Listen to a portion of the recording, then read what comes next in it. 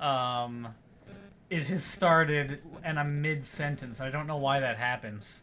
But that sentence is probably enough time. So, hello everyone! Welcome back. We are playing... Why is there no... There we go. We're playing Solasta, Crown of the Magister again. Today we're going through a couple different dungeons. Hopefully. I don't know. Maybe I get stuck on the first one. We never know. The first one is going to be Crypt of the Dead by Camric, which is a level 1 dungeon. Following this, we're going to play this one called Small Dungeon. And then when those are done, we'll move on to the Fane of Hathrumar, by a person who appears as Dr. Atomic here, despite appearing differently. I should figure out what to do about that when it's a different in-game appearance, because you can write who your author is. Like, you can see a couple things here that I made. This is, like, months and months from being released, by the way. Don't take this as a hint. And, like I could write, like, Mac Marcotte in here or something instead, and that's how it would appear. So I don't know. I gotta figure out what to do about people, because my thing has, like, creator in it. So I'll think on that. But for now, we're gonna start with Crypt of the Dead. Crypt of the Dead is a level 1 dungeon. I don't think I have any level 1 characters ready, so we're gonna have to... You're gonna watch me make level 1 characters a lot, because there's gonna be a lot of level 1 dungeons. So without further ado, we'll get started on that. Gosh, I don't know. I don't really have a good concept for this party. I guess we'll just play some classes, some subclasses that I haven't had a chance to yet. And then maybe the one after this, because I'm running out of ideas, I'll start playtesting the other stuff. Okay, one thing I know that I want to do is a halfling, probably a marsh halfling. Marsh halflings just seem better than island halflings, right? Dark vision is big. But I already regret my decision to not mess around with the character appearance options.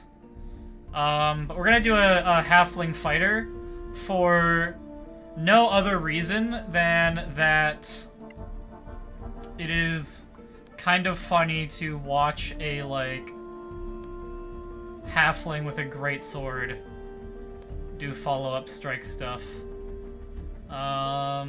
And honestly, I might just go Great Weapon Fighter champion with this guy.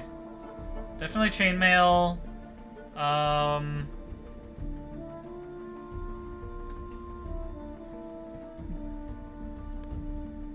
Although that said, I can grab... You can't grab a longbow, okay. This is like a limited list, it's not every martial. Which is what I thought it was.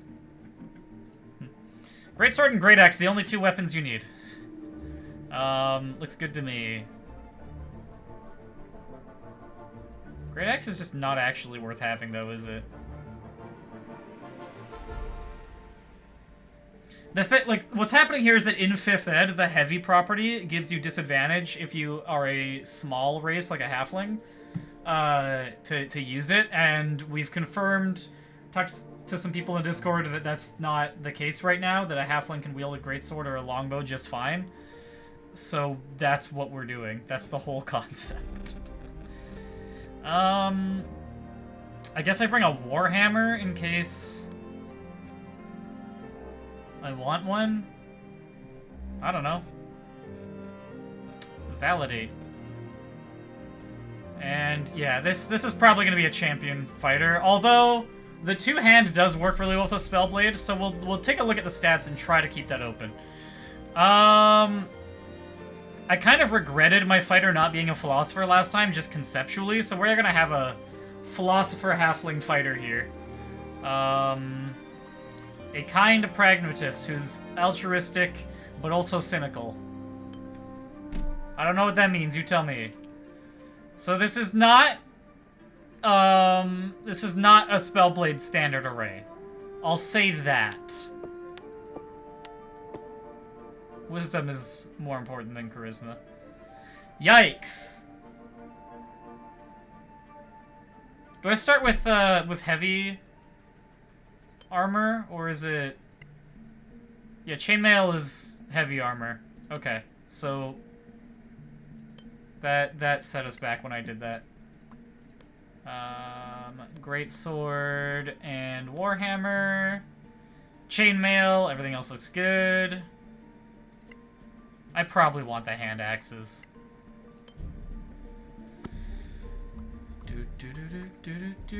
Why not? It doesn't matter. And then what this lets us do is now we can, like, do this. Because I know that I have, and yeah. Like, we know that dumping int is okay. I kind of like having a little bit of wisdom more than charisma. 9 dex is fine if we have heavy armor, right? I don't want 7 dex because it still matters for, like, initiative. This is a mistake, isn't it? It's fine. It's fine. Great weapon fighting. We're full striker with this character. Proficiencies, I guess we want perception and athletics, and then my background skills are maybe going to be intimidation. Nope, because that clashes with the... we'll do persuasion, because it's like a kind of character. And medicine seems like a little bit useful, maybe, with our passable wisdom, and we're not going to be using any other skills. Background tools... As a philosopher, you get some kind of tool.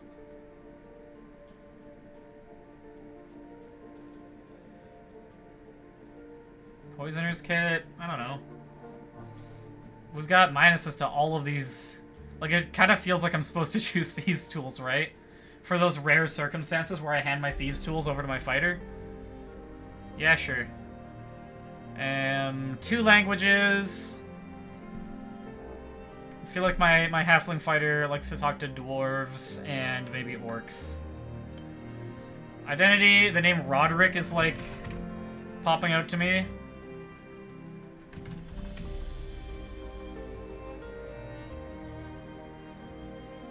Just Roderick Stout. What else do you need, right? What else do you need? Roderick Stout, the philosopher fighter. We're gonna next roll up a rogue. Do I want to do an all-halfling party? Halflings are, like, good. It's not a terrible idea to just have a party of 4 marsh halflings. Gosh, I thought my ridiculous eyeliner had gotten... I can't see how well you can see my eyeliner, because if I'm looking at the camera, my second monitor has the... where I can see myself. So hopefully my, like, ridiculous, like, eyeliner underneath is showing up. I was feeling really extra today. I think that I want to... I'm gonna roll the Sylvan Thief I've been wanting to try. The idea with this character kind of being to be able to flex a bit between being up close and being far away. So, like, the move speed is gonna matter a lot on this character. Yeah. My next, like, 3 or 4 parties are probably gonna have rogues in them. I just really like the rogue playstyle, and I want to try some different rogue builds. So we're going to, I think, because we're planning on weaving around the battlefield a lot, a rapier and short bow actually do make sense. Rather than trying to get, like, the double wield thing going on. Dual wield on rogues is nice for no reason other than it's a second chance at, what do you call it?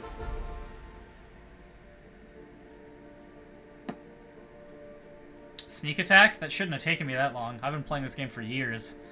Start with 2 daggers anyways, it's whatever.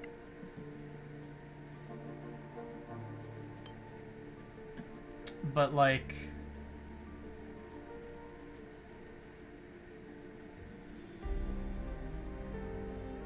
the damage of a second attack once the first one hits is like very negligible.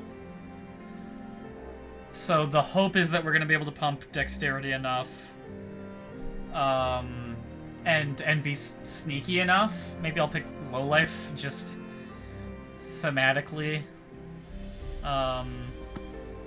Like a lot of skill profs is nice. Just anything that gives a lot of skill profs, right?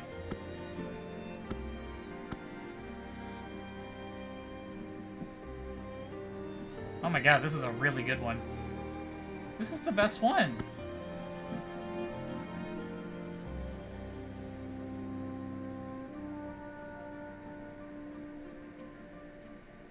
But yeah, having that bonus action available to do things like disengage is also really valuable. So like having, honestly, with the way I'm thinking about this character, and I'm hoping that I'm gonna be able to use the fast hands a lot. I might just like finagle like a wand out of my like gear up thing in case I don't find a wand at any point up to like level 5 or so. Just to, I don't know, want to use Thief a bit and try that out.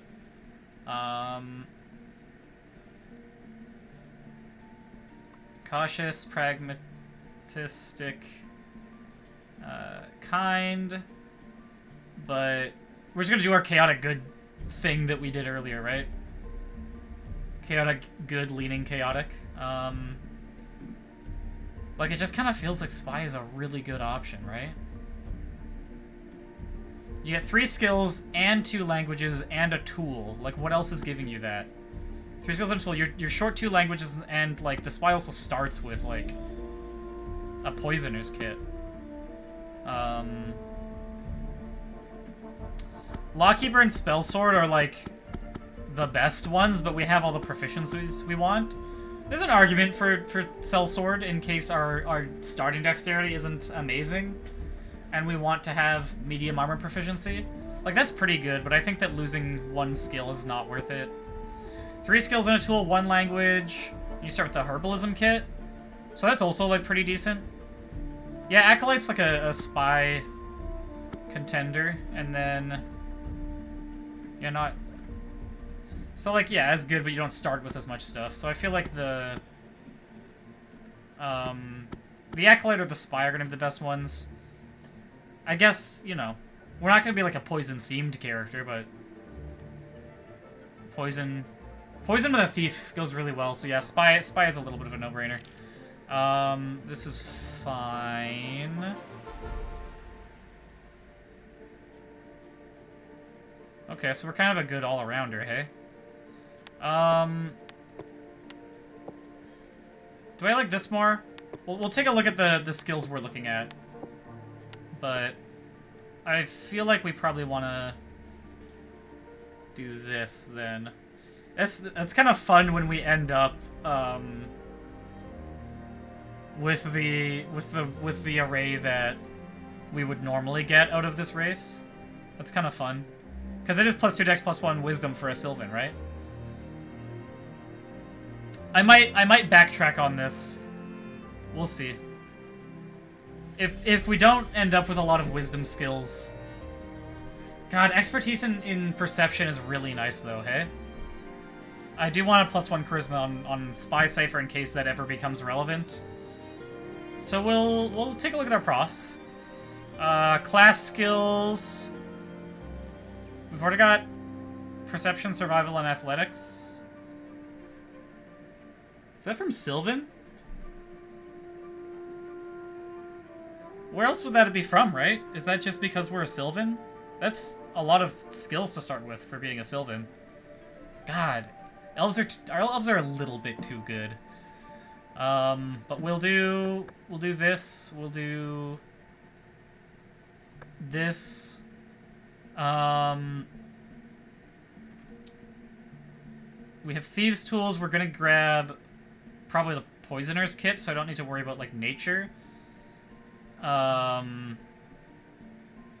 Gosh. Might as well grab Arcana just to have, like, a good all-around crafting character. Religion can be nice to have. Medicine can also be nice to have.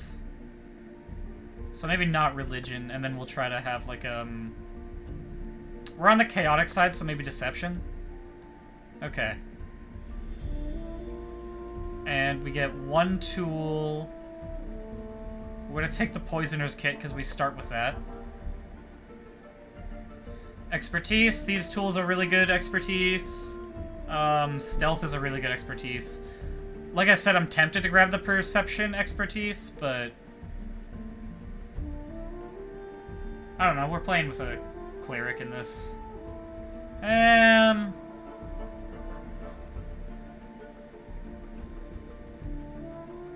No, I think this character wants stealth expertise. And then 2 languages. Let's grab, like, Old Turmerian and Goblin. And... oh, no! I forgot to roll for pronouns on the previous character. Oh, well. We'll double the range on this one to make up for it. I don't remember how exactly it worked, but this one's straight anyways. She, her name, our thief is, I don't know, gonna be...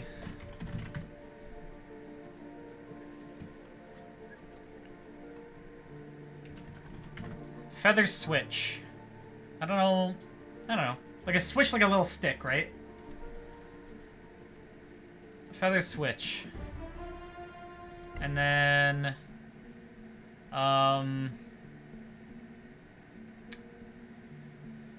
do I actually want a wizard in the party? Should I try to have a party that doesn't have a wizard? Like, should this be my lore keeper that I try, just to try it?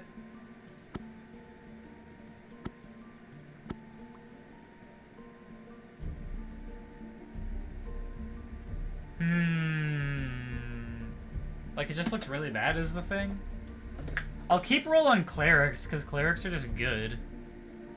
We could do, like, there's no reason not to do a 2 rogue party and do, like, the... nah. I don't know. Having some kind of, like, support caster would be kind of nice. The way I'm building this. And then maybe we'll do, like, I already have a law cleric. I'm running out of ideas fast. Let's just do a human... Here's this character's concept. Human lore wizard, just to show y'all how powerful the base class wizard is, that you don't actually need good other stuff. And then what's the worst, 2 languages, 3 skills, 2 skills and a tool,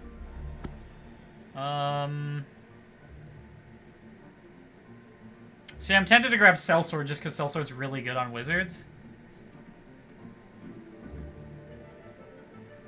2 skills, 3 skills and a tool, 3 skills and a tool. 2 skills, a language, and martial weapon. So Lawkeeper's gonna be the worst one for like a straight wizard, right? Like a normie wizard. Okay, sure. Let's grab, let's make a lawful evil.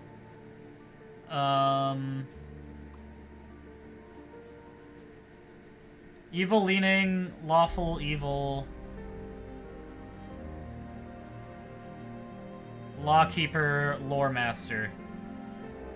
Maybe we'll, here's what we'll do. We'll think about this as like a necromancer kind of character. I don't know that that's super supported in the game right now, but we'll still think about it that way. So this worked out pretty well.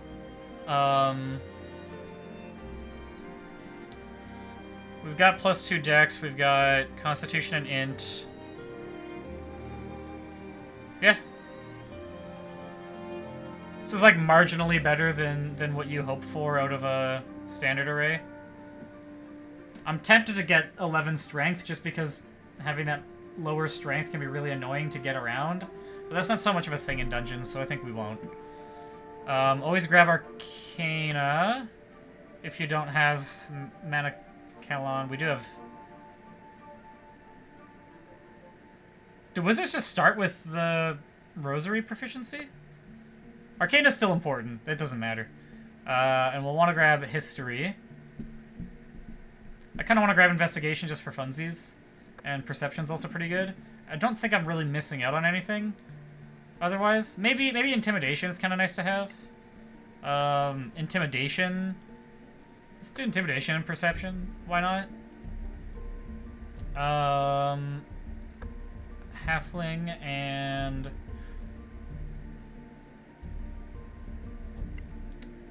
shoot. Yeah, okay. Halfling and Orcish. Nah, I like Terran on a wizard. Spells, we're gonna want probably, we're gonna want to be keeping light up because we're a human. It's not like we're gonna get ambushed, right? And then the old Firebolt Shadow Dagger looks really good. Maybe Chill Touch. Yeah, we'll do Chill Touch Shadow Dagger. Chill Touch is usually... It's pretty competitive with Firebolt. The utility of it is really nice. And then... It's so hard not to... Maybe not shield right away, but like Sleep, Mage Armor...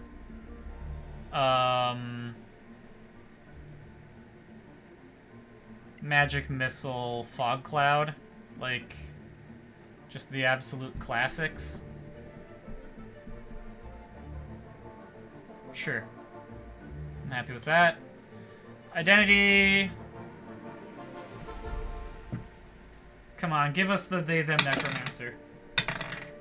Nope. This I've got some like bisexual themed dice somewhere I gotta find. They'll roll gay for me. But we'll make... I'm feeling like a...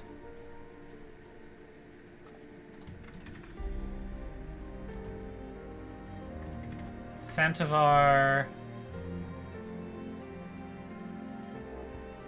Xantivar...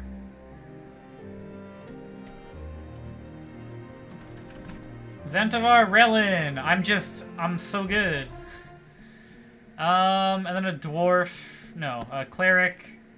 I don't know, I'm feeling half-elf on this one. There's no real reason not to. Half-elf cleric. We could run a party without a cleric, grab like a paladin or something instead. But why would we do that? Don't feel like we're doing anything saucy with this one. Just maybe a... Maybe an Oblivion Cleric, I don't know. Theme up with the kind of Necromancer type. Or even, maybe this is our Life Cleric run.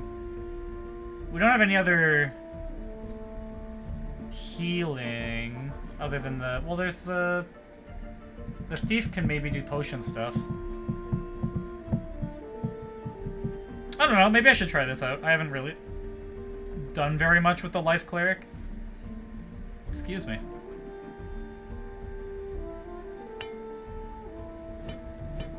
So what are our other options? We've done... I've made a lot of clerics. Yeah, Life and Oblivion are the ones that I haven't really done. We've already got Sleep. Yeah,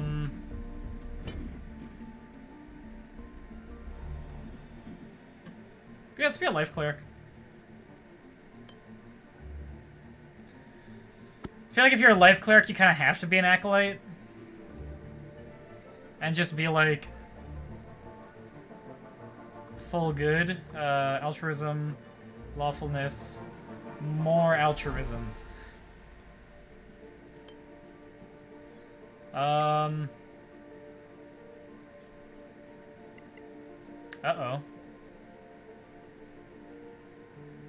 This is not a Life Cleric array. You need 13 strength to use...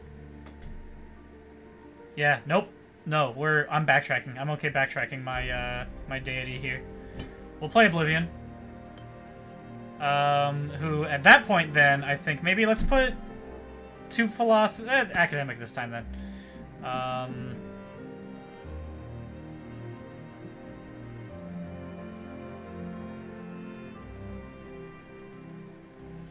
Let's go, like, true neutral. With, like, maybe a little bit towards lawful. I'm feeling true neutral on the Oblivion, right?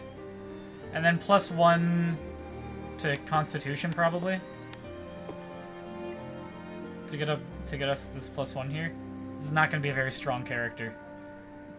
Oh yeah, we've got one more +1. So that goes to Dex. Then. This is rough.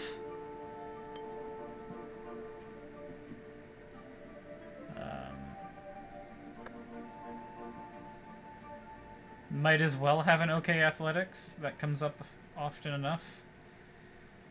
Medicine and insight looks good. Background skills, survival is just nice to have a lot of.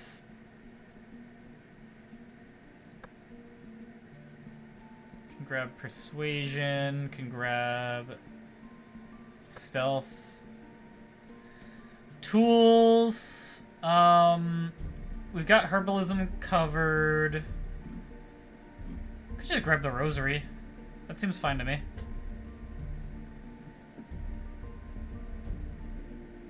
Yeah, okay.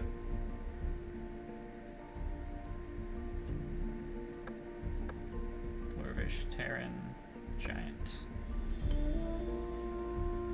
Okay, so we've got Chill Touch, Sacred Flame, Guidance, and then I'll take Sparkle to cover the light for our wizard. And our person here.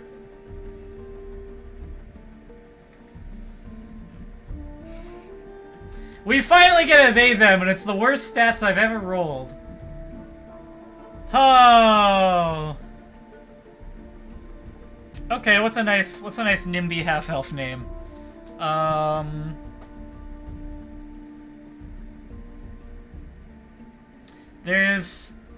We're gonna go full joke with this one, just because I don't think I'm gonna use this character for very long. There's a joke that goes, non-binary people will be like, hey, I know a Spot, and they're talking about their friend Spot. So let's go Spot. Spot, yeah, I know.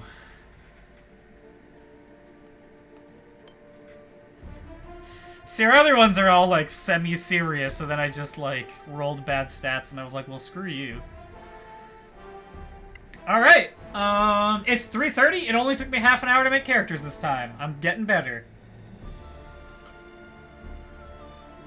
I'm gonna try to make time at some point tomorrow. I have no idea when I would have time to do this, but we'll try to make time at some point tomorrow to download some, like, subclass mods and other stuff, because I'm clearly the well is running dry. I thought I still had time because I had a bunch of... Because there are so many cleric subclasses, and I was like, well, I still want to try out a bunch of different kinds of rogues. Oh, there's my phone. I want to have my phone on hand, sorry. But I was wrong, evidently. Nonetheless, it is time now to play Crypt of the Dead. Luckily, Small Dungeon will be able to play, like, one of our level 3 parties. Because we've got 2 level 3 parties, so let's level one of them up, right? Okay. Crypt of the Dead begins now. As soon as I get all my characters in here.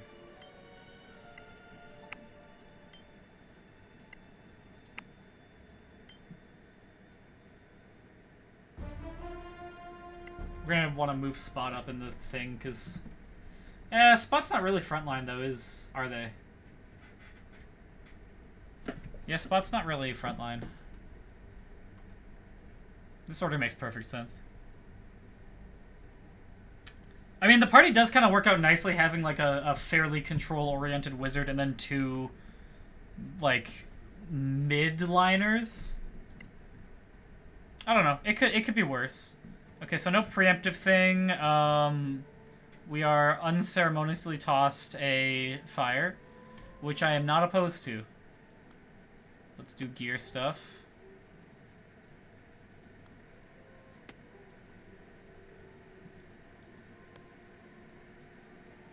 Got great weapon fighting style, right? So it, like... Okay. What is that? I don't know what... Oh, that's from Oblivion Cleric. Right. Just gonna grab a rapier. Read a document. We get poisoned from 2 sources, I guess. Just want to see what this looks like. That is not what I would be going for. Although, let's see it on, Xantavar. The noble clothes look so weird between the genders. That's so weird how different they are. Wizard clothes, noble clothes. Eh. Why not? Lawkeeper? You know what? Sure. Whatever. And then... Go ahead and read me how to craft a thing.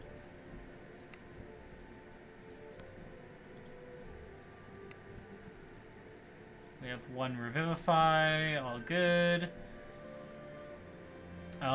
This mace doesn't look super useful. I'll just go ahead and unequip that. Looks great. Sword is substantially larger than he is. Love it. We're gonna have fun with Roderick. Roderick's staying around for a bit, I think. Okay, go into conversation and start going forward. Walking down the stairs from the newly discovered entrance to these long-forgotten tombs, you feel its age within the old dry stones and the musty dry air within.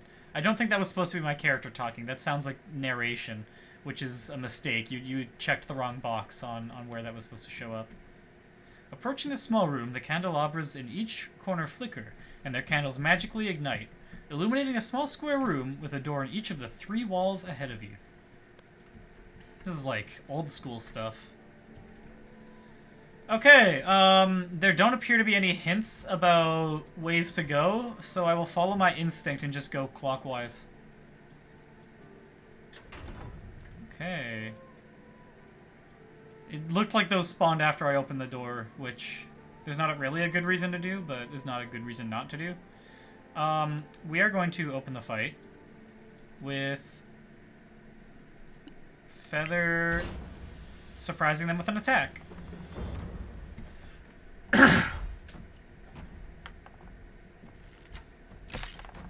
They are not queued into the same initiative order, and that is not good. Because I could very much cheese this, running down this encounter, and then killing this one. Just to demonstrate, I think I am going to actually do that.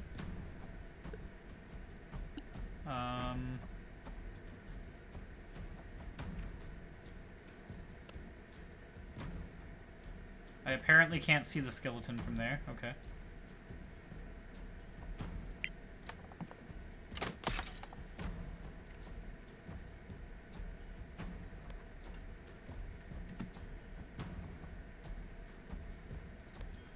So hopefully this...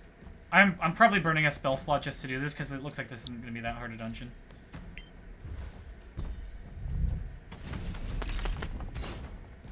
So you see, I was victorious against this one, and now I'm about to do the exact same thing.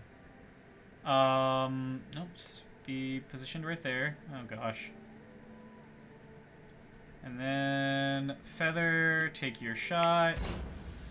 And I get a second surprise round.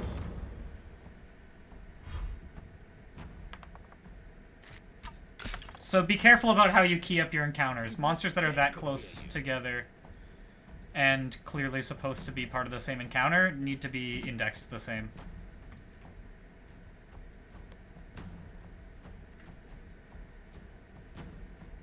So into the room, the stench of death assaults your nostrils. Okay. Curses. My fault.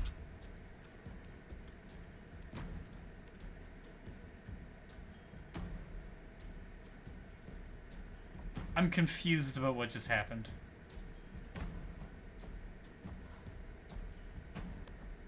I don't know how this ghoul got into the initiative order unsurprised.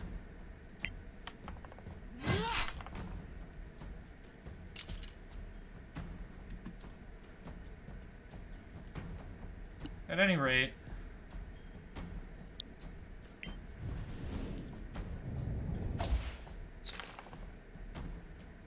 we not say silent? I don't think anyone said silent at any point, to be honest.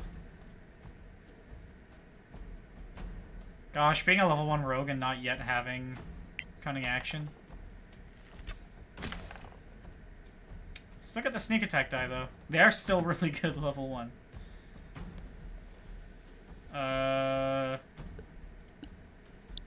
Shield and Sacred Flame, I guess.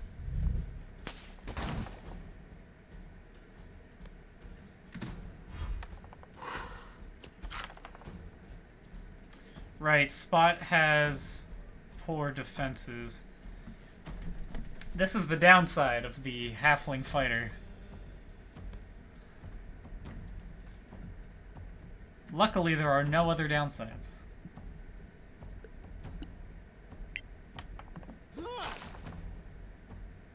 What went wrong there?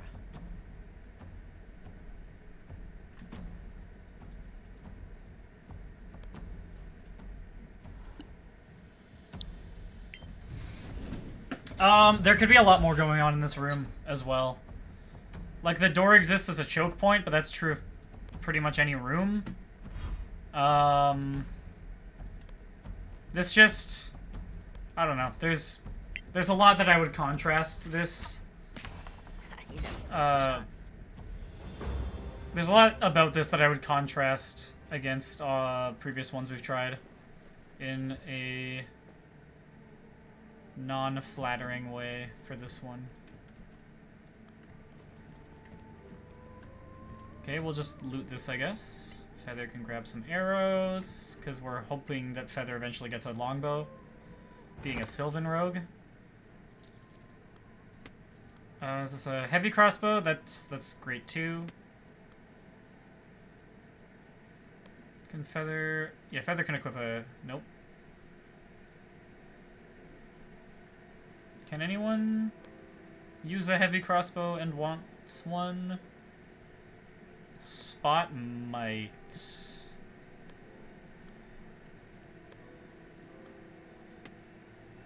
There we go. We can leave the light crossbow. Nope. No one wants it. Okay. Roderick can carry some extra rations, and that's what we found here. Let's check out over here.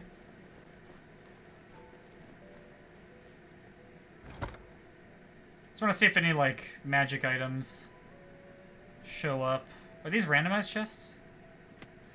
This is weirded loot if it's not. These Monday Night weapons don't really do much. Usually you kind of have the mundane items you want. So I don't know. Either these are the inscription on this tomb reads, "Here lays Sir Randolph Giffen. I told you I was ill." That's funny. I don't mind that. That's funny. Let's, while we're actually at the corner over here, because it's probably gonna be safe to short rest here and not elsewhere. Yeah, because I want to use that hit die. Okay, not the best roll. We're gonna be trying very hard to keep Spot out of the action, and I gotta try to remember that Spot needs to be kept out of the action. Let's try the next one.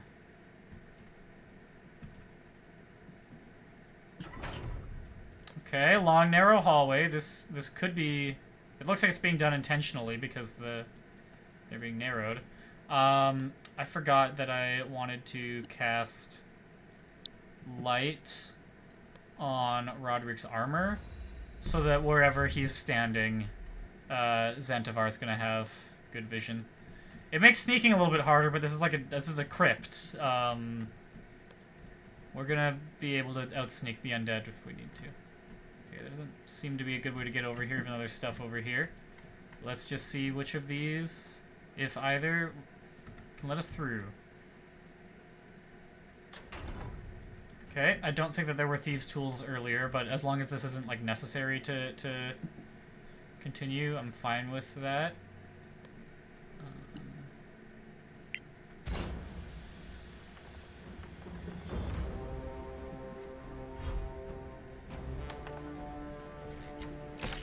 Okay, Feather gets a nice hit in, but is not able to stay hidden.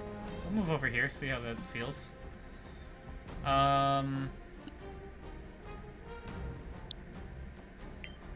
chill touch while we've got advantage.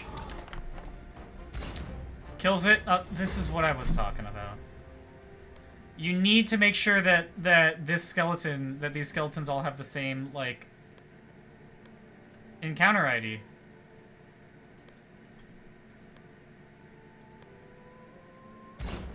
Okay, so we lost our surprise round, but that's fine. Because, look, this one doesn't have the same... Like, did you... I feel like you have to manually change the IDs to make this happen.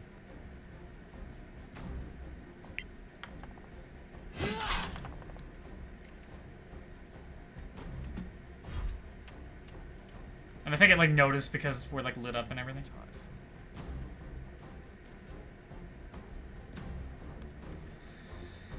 Position here.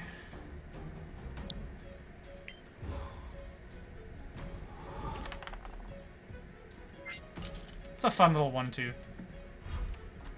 You kind of love to see it.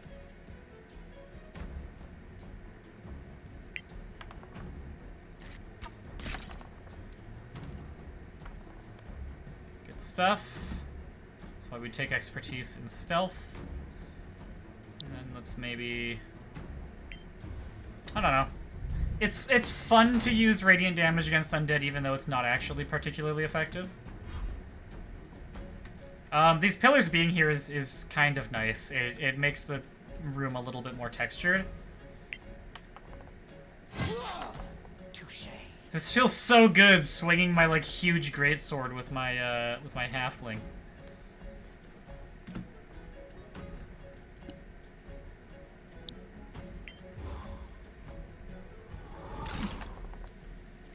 I know. Eh. Not much to be done for that.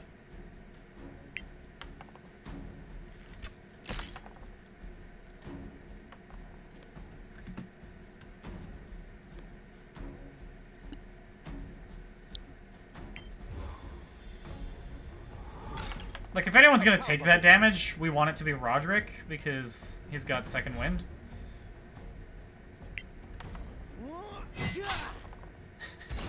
It's just, it makes me happy. It just makes me happy to see. More short swords, leather armor, stuff like that. Okay. We'll go back to conscious. Doesn't seem to be anything else going on in the room. The door was placed incorrectly. We need to be on the other side in order to open it.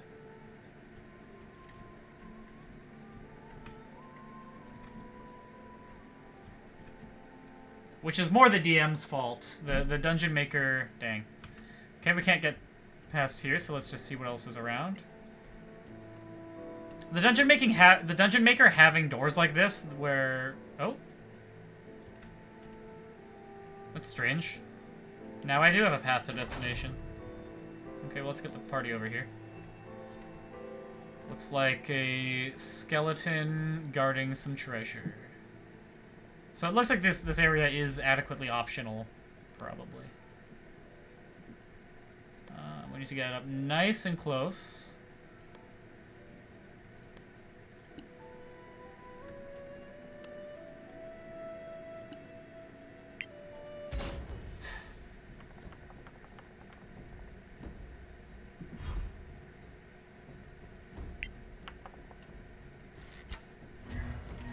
Ah!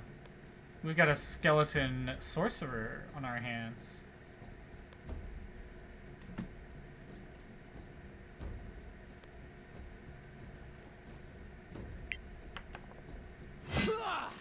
What? What? Looks at his huge sword. Who could dodge this? Let's go ahead and... Again, while we have advantage. They're immune to necrotic. I didn't know that about skeletal sorcerers. Good to know. I also should have remembered that because of the shield spell, it was probably better to use the my save cantrip instead of my to-hit cantrip. Boom, take 1 psychic damage. Checks notes, 1 psychic damage.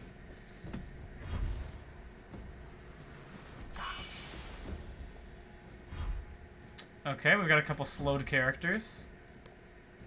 That is fine. Just use all the shield you want. Just use all the shield you want. Roderick has nothing better to do than to just try to, like, get a crit or something through shield.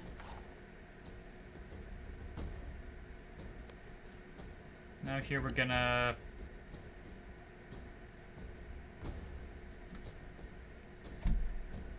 I guess we want to rest and grab Bless as soon as possible.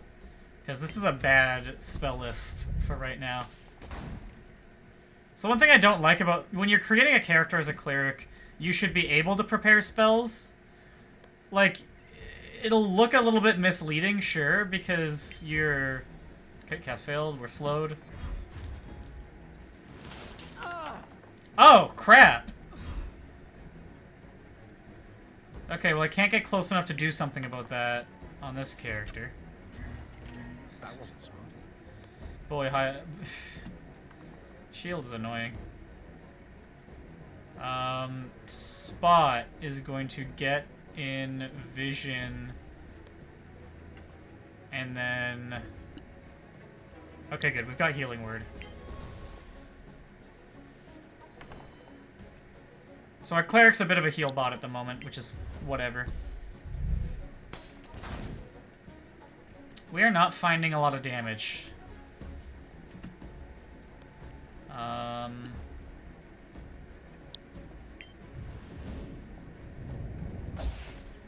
I should have quick saved before this, probably.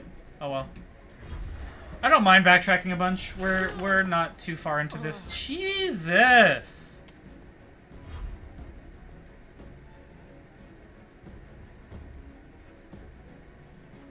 Jesus! Feather is still slowed, so I think what we're going to do is take the hide action, because we're not going to get somewhere where we can attack anyways. Just keep failing the will saves, it's fine. Okay, well someone needs to be in the front line. Ideally it's Feather, but for now it's going to be Spot. Which I'm nervous about, but... Like, what are we gonna do? And then let's go ahead and just keep doing this. The Skeletal Sorcerer stat block is a pretty brutal one.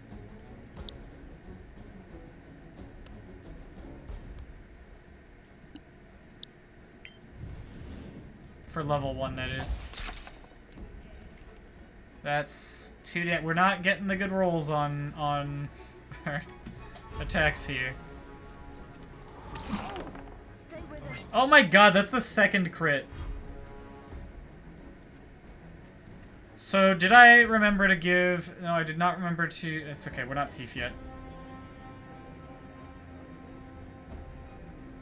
Well... Go on. No longer slowed is nice. I think that means I need to go stabilize Spot, but none of my characters can do that.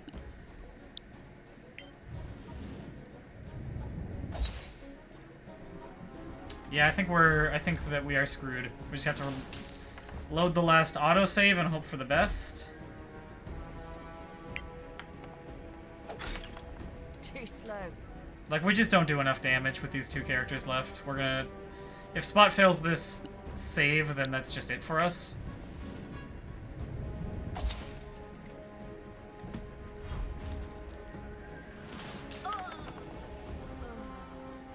Yeah, we're done. We go 2 autosaves back because that'll be the autosave from the last fight we won. It autosaves when you win and lose fights, which is nice.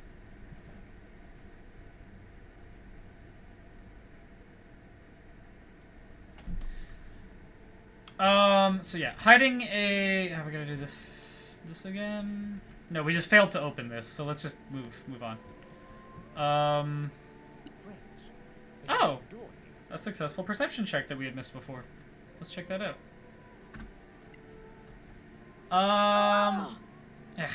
Missed the trap though. Okay, whites are pretty tough for our level 1 characters, so I think we're gonna hold off on doing anything about this for now. Although, we do have bright light.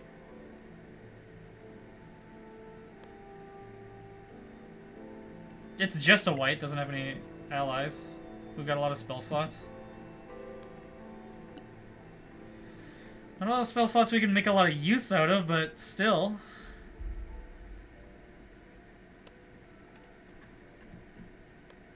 Yeah, let's do it. Why not? I just quick saved, so what we're gonna do... See how close we can get. Oops.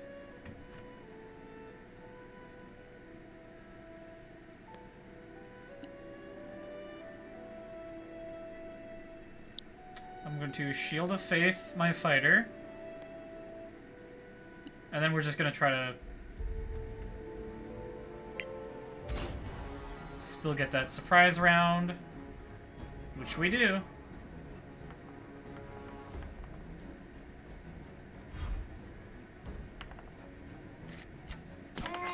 Nice. I just like to be around corners, you know?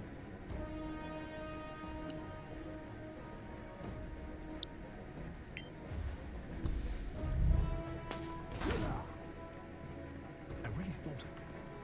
Yeah, we're okay.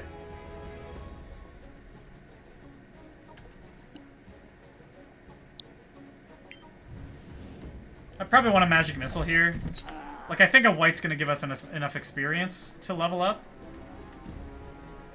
We will see.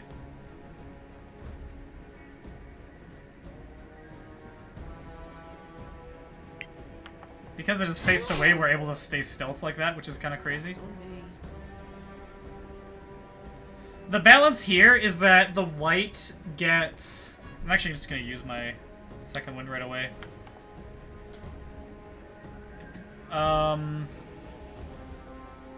The white gets resistance to our non-magical damage, but in exchange for that... Do they not have cover? They need to rework the cover system. That's on me. Heck. Like, in exchange for the fact that the white resists the good majority of the damage I can do to it, it also gets disadvantage around bright light. And on the balance of things, that makes it not that threatening.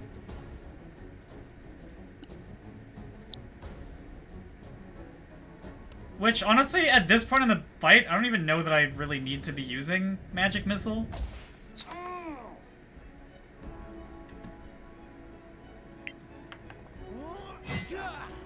You're just lucky. I probably should have, but it's kind of whatever. It's just weird that I can't click it, is the only thing.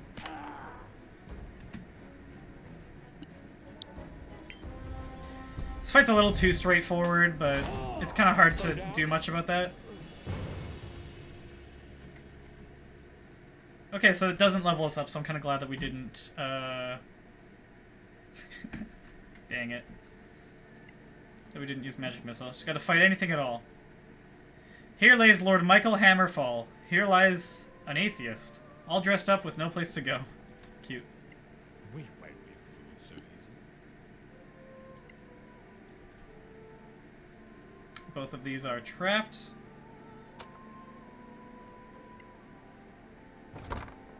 Okay. Light crossbow, some gold, a scroll of grease is very nice for our wizard here. How to craft a poison. Some crafting stuff, some rations, and a blood daffodil. A lot of rations in this dungeon, so we are going to have a pretty okay time resting, I think.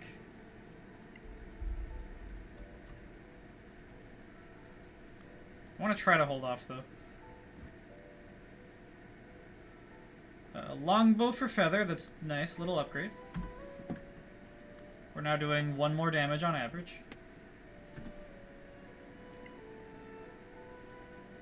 Why that white was carrying a longbow, we'll never know. It's kind of the old, Oh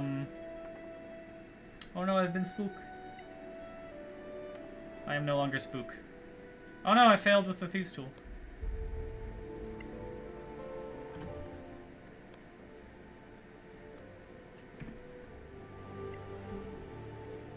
Luckily, more than one character has proficiency. And even if not, more than one character is allowed to check. You set the DC on this over 17? Yeesh.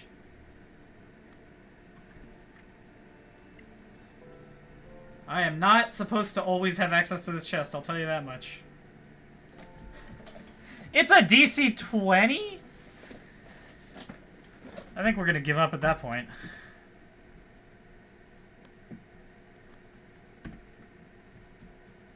Like, nothing against it, that's just, difficult.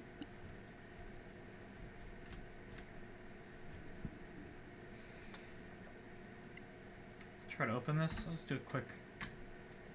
Fool that I am! Trying to save now of all times. Okay, we're probably gonna be able to pick off one of these skeletons and then just, like, go back.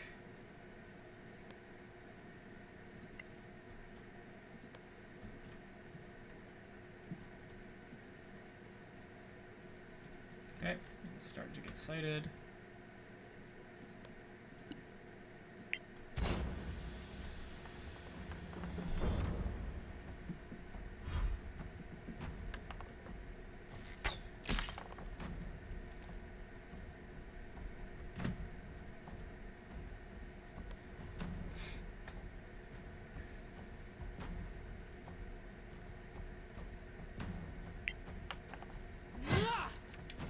That's rough. There? Oh well.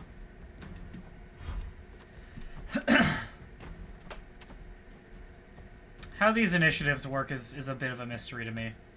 It feels like it should work differently than it does, is what I'll say. Do we still have Shield of Faith up? That's kind of nice. Curses.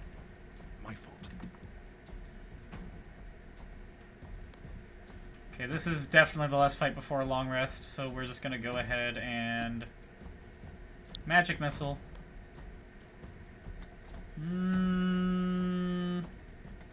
Yeah. It's what, D4 plus 2?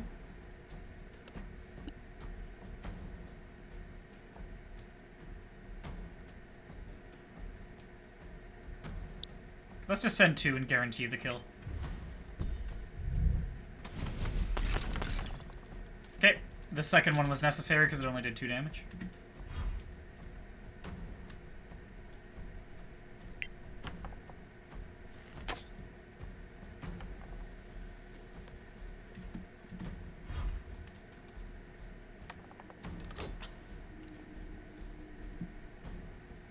It's fun that, like, Roderick has, like, the lights. Nice! Roderick's got, like, this light following him around and also is, like, powered up by Shield of Faith. So I've got this little battle cruiser halfling. It's fun.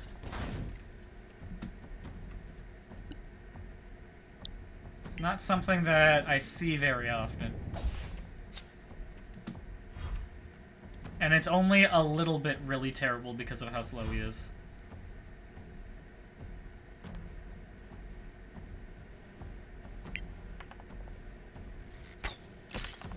We got sneak attack because we got an adjacent ally still. I'm like struggling a little bit to like find things to talk about because these fights are a little bit samey and there's just not much in the room for me to like interact with in terms of like the fight being interesting. Oops.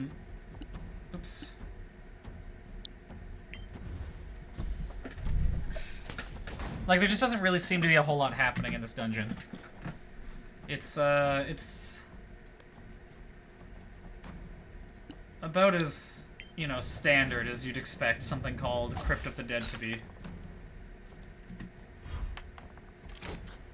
Which is nothing wrong with, but...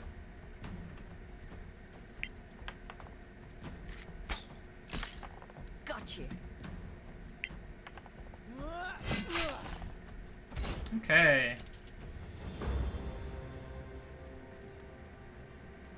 Now we're ready to level, and I think that means that we will do so.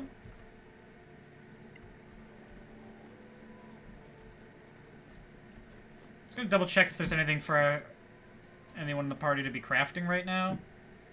I think that in all likelihood there is not. Nope. And we will take our long rest.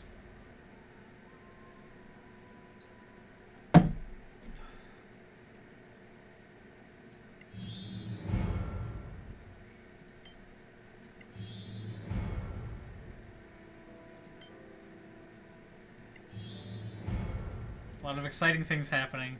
Big choices being made.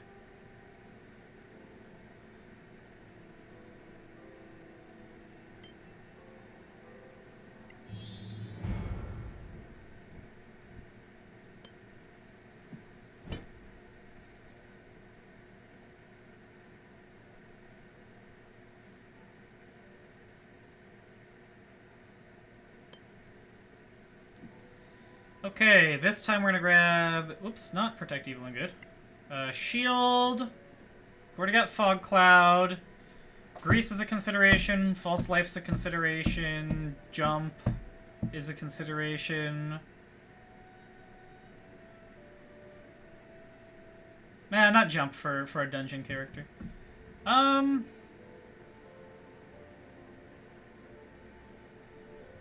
No, I think that this party's gonna do a good enough job of, like, making sure I don't get hurt for this level that Grease is probably our best bet.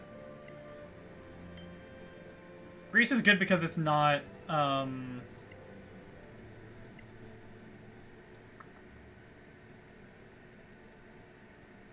Oh, Inflict Wounds is domain, I see.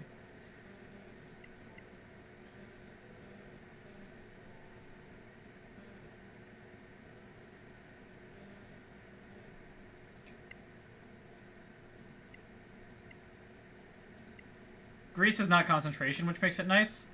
I had forgotten that Sleep is a domain spell for Oblivion clerics. So I think I'm probably actually just gonna not have it prepared on Centavar.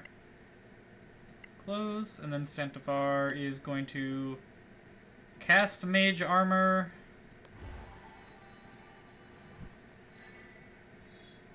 Good stuff. We have big boy AC now. Quick save, and let's move on. Let's see what's in this area to explore. Start with a thing to interact with.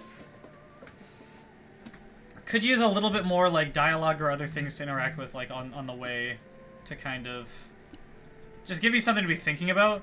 Like, especially at the start, like, I just don't know why my characters are here. A lot of them give you, like, even a little hint about, like, who your characters might be. As you approach the old stone altar, you notice a wand. I didn't have a chance to finish reading that. That might have been an indication that that was going to happen. Okay, that's pretty cool. We're gonna give this, in case it's a cursed item, to Feather. Because Feather is going to be a thief, and if it's going to become, like, bound to someone, then it should be bound to the person who's going to get good use out of it. Okay, so this is probably the first interesting thing that's happened. There's this magic wand that was specifically called out and definitely trapped. Don't say I'm surprised. Wow.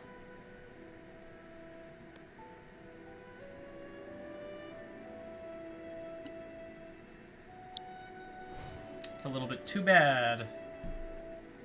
Okay, back to being cautious. Yeah, Wand of Magic Detection isn't really anything, hey? Like, I'll still put it here. Because why not?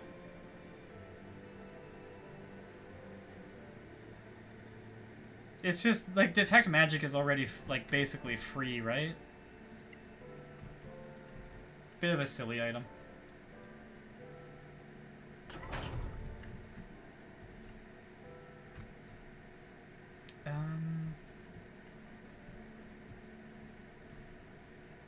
Santivar has enough stuff to do while not well lit that I honestly think that we're not going to do the light thing, and we're just going to try to get good sparkles in.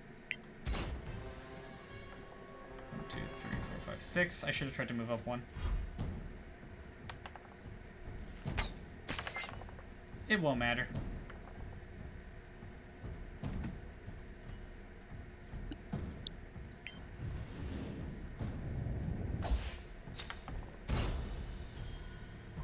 Okay, nice clean 50 experience. This makes me feel suspicious that there's something else going on in this room, that it was that poorly guarded for like its own locked room. Feather's arrow. I'm gonna have Feather be doing things by herself. In case of traps. Okay, not a whole lot going on. Let's see what's over here.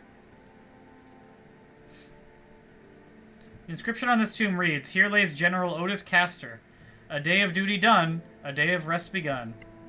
Okay. Like, the inscriptions are cute. I'll grant that.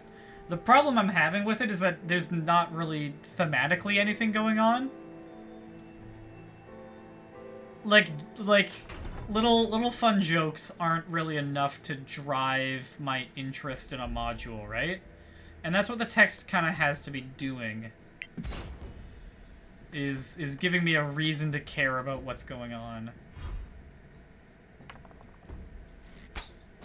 And right now that's just not something that I have.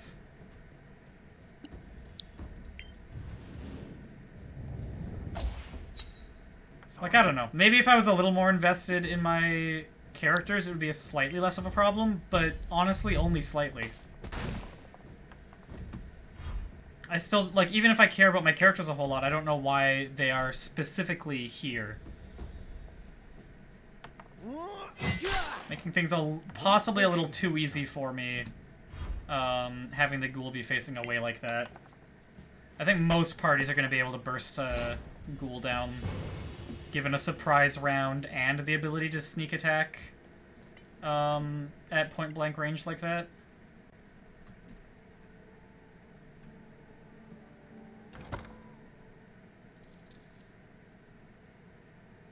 Okay, Scroll of Shield does nothing if I already know Shield, unfortunately. Because you can't use an item interaction as a reaction. Here lays Lady Maria Prentice. The song ended, but the melody lingers on. Like, that just sounds like an actual obituary. Okay, well that's about as much as I could explore over here. I guess this area was optional too, so let's find out what's over here. Do we have one person is in stealth? Unless this is the way out, which would be bad, but it doesn't look like it is.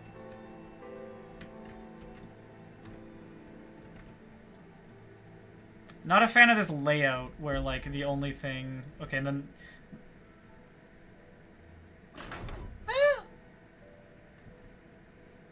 Okay, we'll talk about it in a second.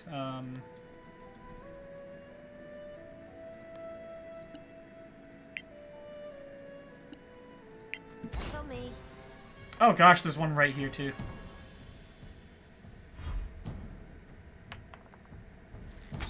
So much for being stealthy. It kind of feels a little bit like if I got a surprise round I should still be stealthy, but I'm not going to argue with the mechanics the game chose.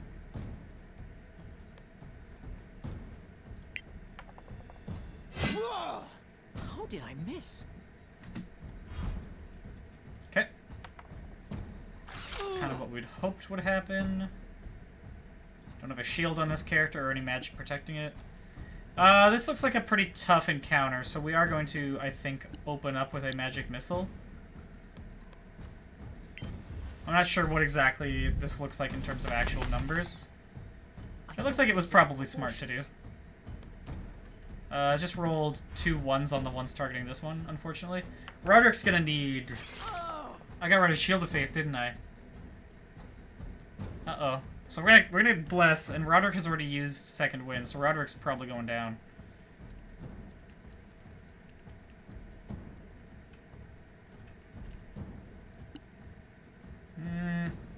I think we're gonna try to do the Herald of Pain thing, but like I said,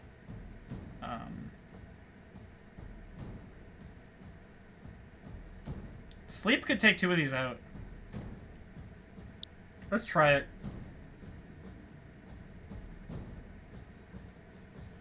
I don't remember if sleep is able to hit allies or not.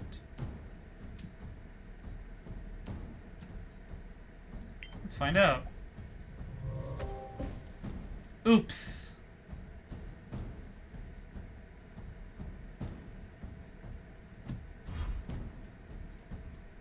Okay, we'll have an autosave to fall back on.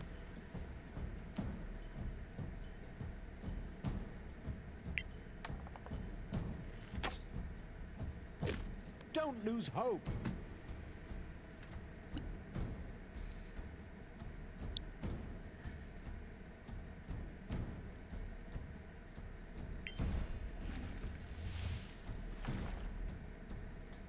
Crap.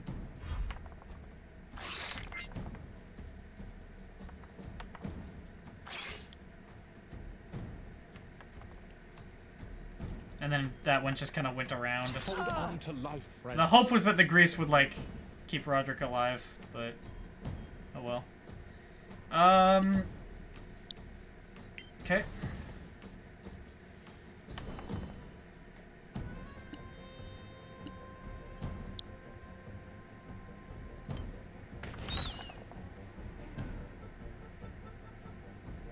Cool.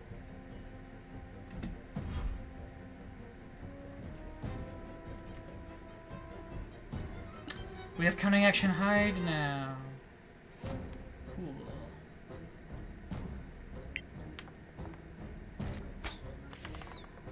I love Cunning Action Hide.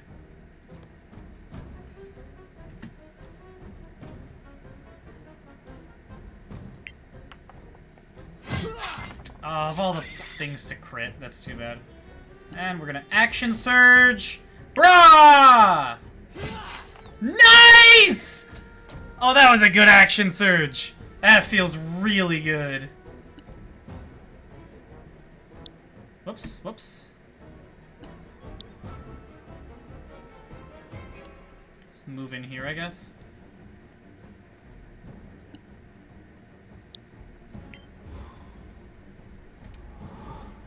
Come on. Okay, that's my bad. I forgot that the Deep Spider was in darkness. Has disadvantage because of poison. Oblivion clerics are actually kind of decent.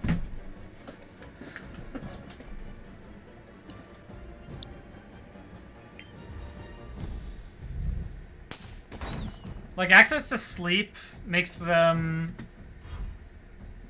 not bad for early on. Nice.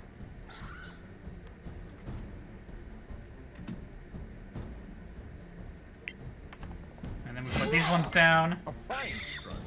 Maybe I should have gone for this one. Holy crap. Is it an automatic crit against sleeping targets? I want to find out. I guess so. I didn't know that. At any rate, sleep is a really good spell in the early game for encounters like that. Cool.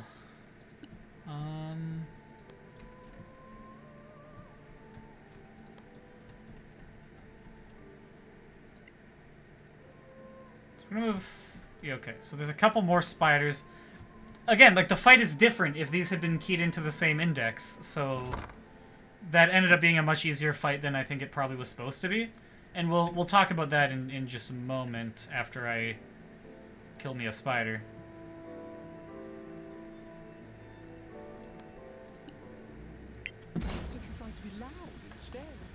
It's kind of weird that Feather got spotted, but not Roderick. I don't fully understand how the stealth system works.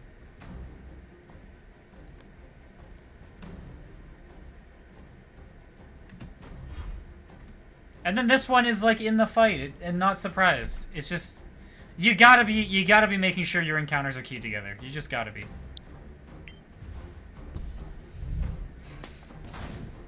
thought we said cautious.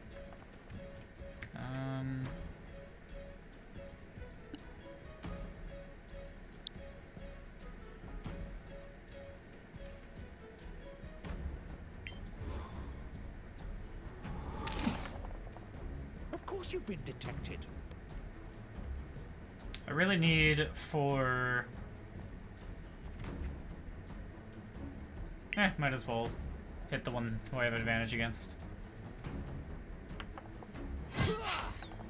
Worked out well.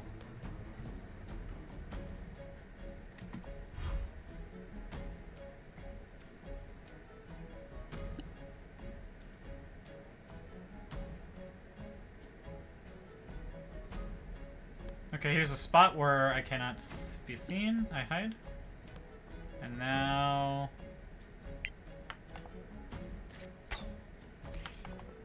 Cool.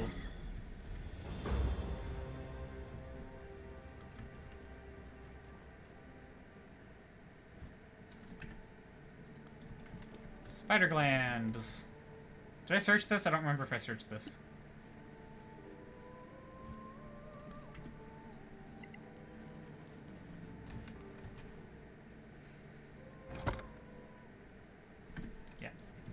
Okay, so the positive what? The positive thing I was gonna say is that it's a level 1 dungeon. Let's take a look at our experience. So I feel like we can probably fight the... Well, that's after this fight. So the idea is we have optional stuff gated behind Thieves' Tool checks that is able to get us up to level 2. In order to handle this fight here. The fact that this and not the other ones was open is an indication to us. It's like metagamey, but it's still an indication to us that this is the direction we want to go to end the dungeon. So what that means is we're kind of being told... that the way this dungeon works... And I just hadn't checked all the doors to find this out. But we're sort of being told that... I thought this was a hole.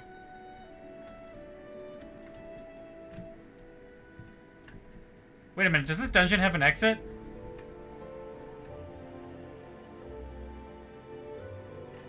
The exit was at the start. So everything in this dungeon was optional.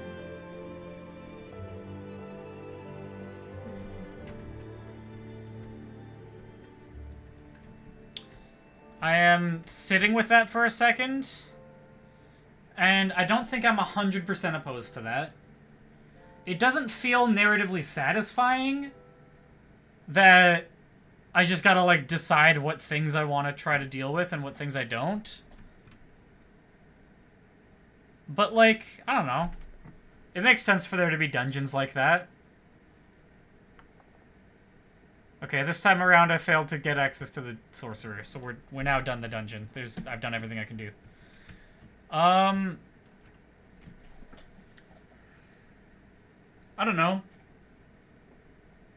I've been thinking about adding a column to my document rating all of these labeled genre. Mainly because, like, there's, like, adventures and utility dungeons are going to be different.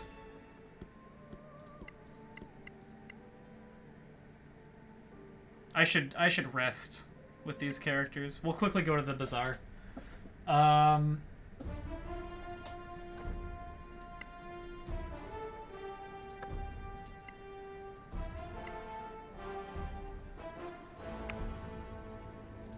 The characters are level 2, it just shows up wrong. Same session here. So the initial thought was, the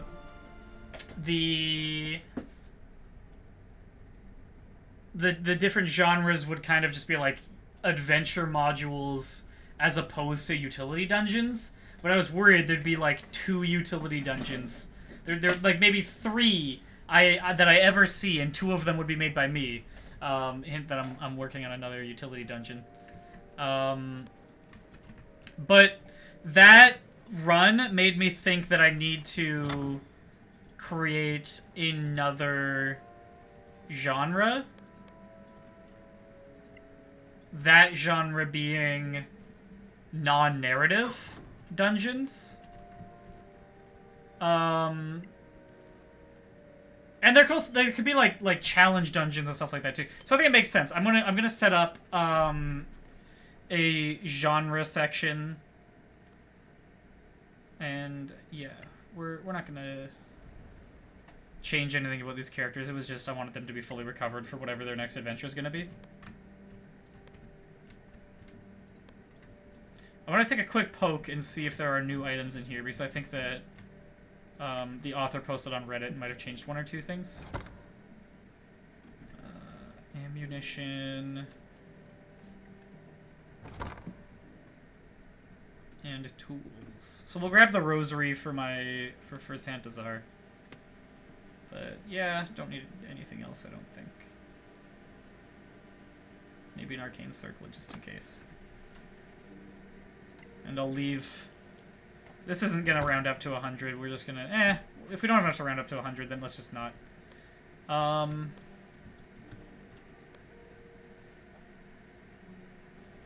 Yeah. I'll think about what to call the dungeons, but this one is kind of just like something like a optional run.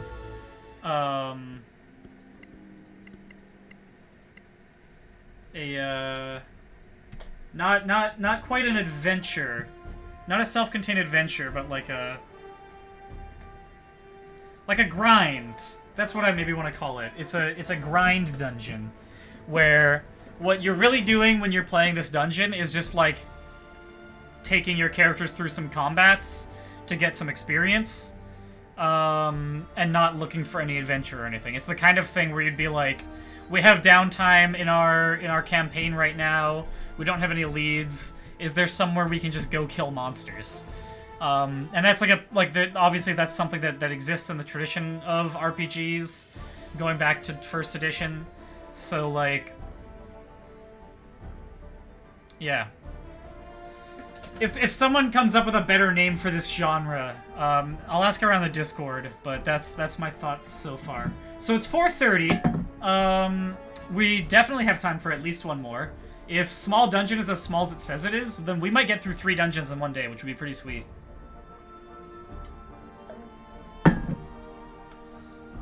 So let's take a look. The next one is... Let me very quickly record some thoughts on that.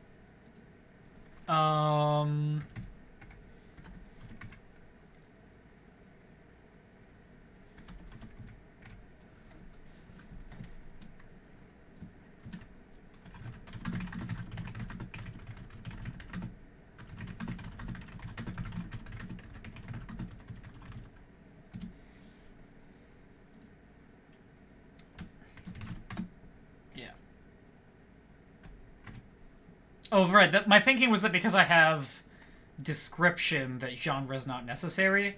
But, like, being able to sort by genre seems reasonable.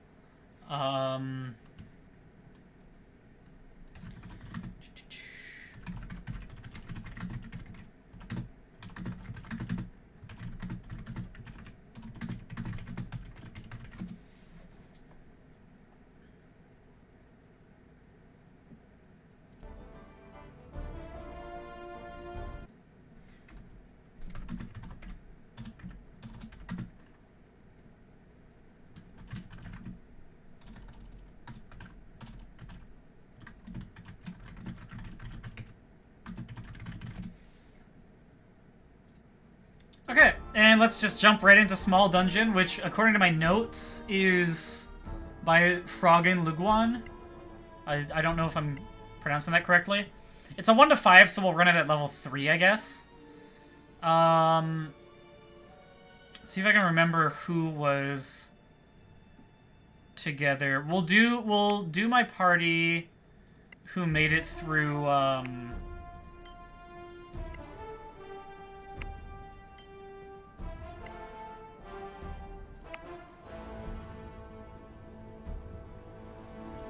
So this is the party that made it through Tomb of Heroes together, not the party who made it through Starvation and Shadows Part 1 yesterday. Those are my two different level 3 parties. I don't really have much to say about them. It's just it's a law cleric who likes to. I'm playing as sort of like a semi-martial halfling ranged focus ranger, a dexterity fighter. I think. I'll have to take a closer look at what Drider's deal is. Yeah, I'm pretty sure Drider's a dexterity champion fighter. And then Friar's just like a standard paladin. Alright, let's see what Small Dungeon has in store for us. I think my cutoff is if it's maybe I'll say 5:15. Thereabouts. If we end thereabouts, then I'll be good. Okay, so similar to the last one, no preamble. I am going to just take a quick look at these characters, refresh my memory. So I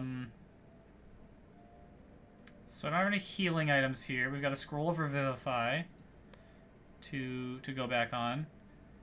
My ranger is a shadow tamer. So these characters are kind of focused on slaying undead.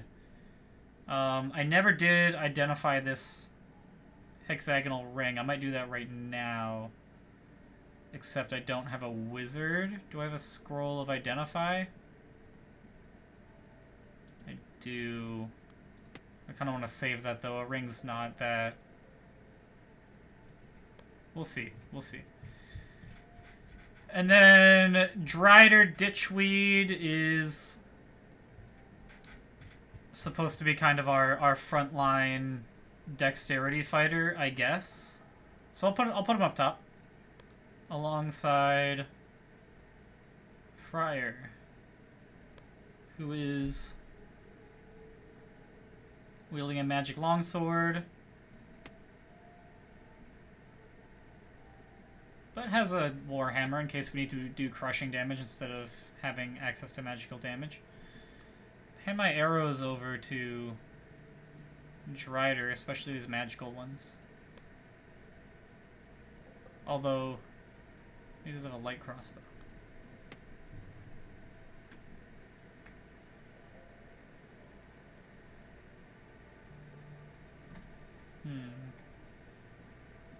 Scrolls of Identify don't work if you don't have the spell list, though.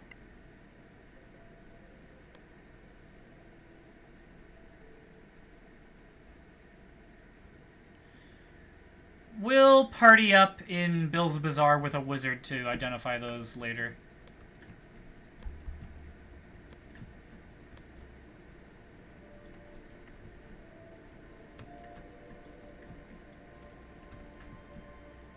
Okay, so the Sorax statue is giving us a little bit of an indication about what's to come.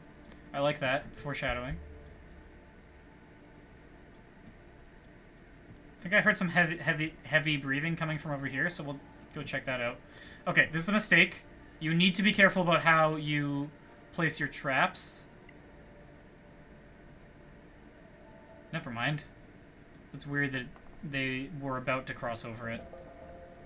Because I think you can rotate traps for, like, where you disarm from. Maybe I'm just wrong about that, because I thought that about the doors, too. That might have been something that existed and got fixed or something? I don't know. But at any rate, we're gonna, like, keep slowly... Sorry, I forgot to switch around my party. This looks good to me. Oops. Oops. Okay. 1, 2, 3, 4, 5, 6, 7. Let's move up 2 more. And who's got a ranged attack?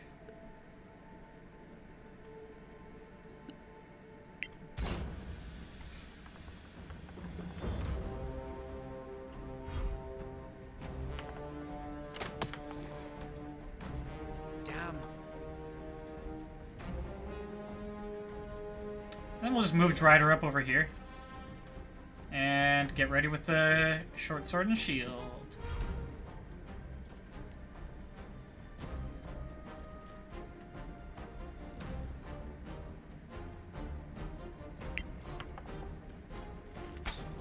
It's a nice crit. Curses. My fault. Probably wanted Chelsea to use Hunter's Mark, but I just kind of forgot what was happening for a second. Just gonna hang out over here, I guess. Okay, so this is a nice opening encounter. It's like fairly... Dang. So we can't quite get up in anyone's grill quite yet.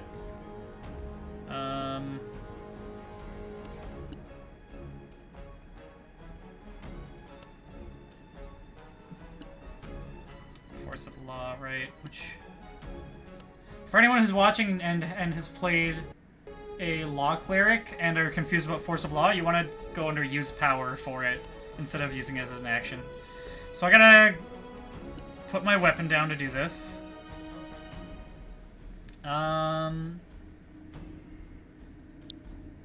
The way Brigitte thinks is it's more fun to use spells to do damage than to use them otherwise.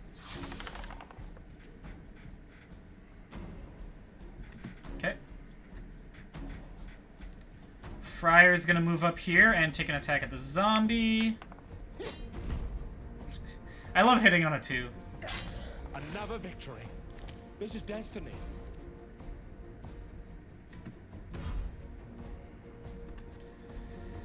Okay, let's go ahead and grab that advantage on the zombie. That's the way. We get a nice crit because of it. Oh, that's fun! We're critting on 19s because we're a champion! This fight seems to be going really well, so I don't think I want to use...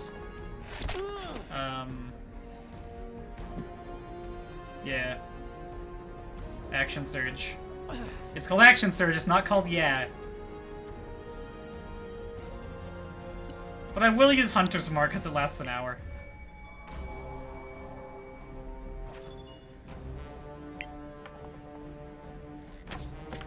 Nobody has your skills. Bravo. Other rangers have the same skills, but sure. Drider's paralyzed, that is not good. So Brigitte is going to switch to melee, run over here, and branding smite the ghoul because that's just how I'm feeling.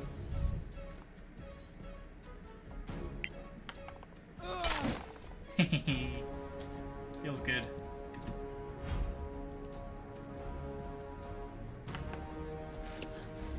Law Clerics should be played as controllers based on like how the channel divinity works and stuff. But you can totally just not. No one's gonna yell at you. I shouldn't, One less enemy. but I wanted to.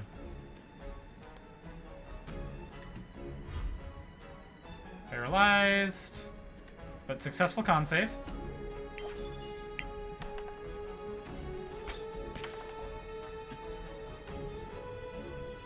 Let's take cover here. So again, there's not a whole lot to be fighting around in terms of terrain here. There's this like choke point here, and we're fighting at it kind of naturally. Like I don't mind that we have to like push forward for the choke point. There is this choke point back here, which is also nice. Yeah, no, this is fine. This is okay encounter design.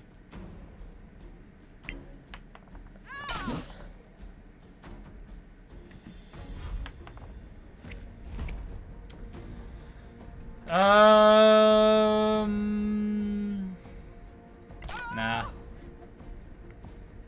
Save that for a more difficult encounter. You cannot defeat me. I don't think I've used this voice before, but I like it. Okay, so... due to this movement, this other zombie has entered the fight. Okay. I'm gonna keep running forward and doing magic short sword stabs.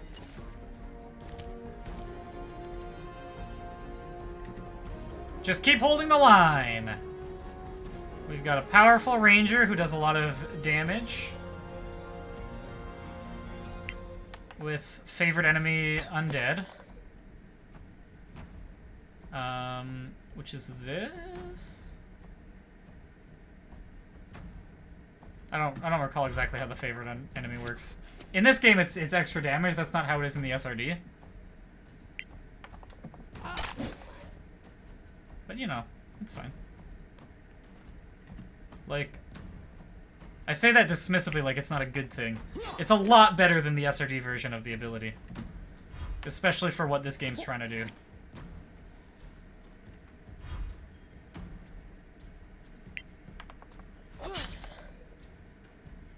Yeah, this party's a little bit of a death ball. Good kill. Kind of just, well, I don't really want to be there, but it's a bit late for that. Man, there's another zombie. So this is a weird encounter design. It's like kind of unique. Bend the knee or perish. Ooh.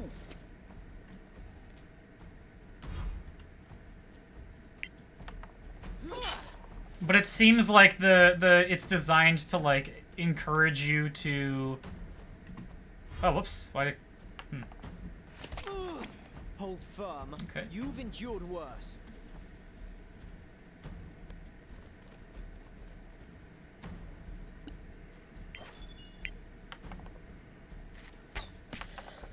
Like, it seems like it's designed to like encourage you to be pushing forward along this hallway and then keep encountering more zombies who are like not keyed into the same encounter ID. To kind of just keep the encounter going, which I don't know. That doesn't lead to very exciting gameplay. It's like, you know, it makes you go, oh, huh, but it doesn't really change your decisions, right? Come on.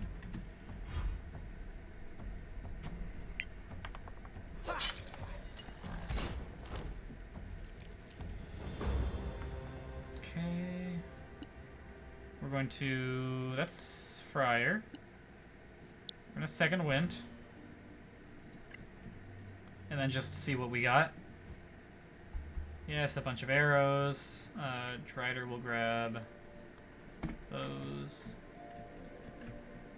And we'll go back into Cautious.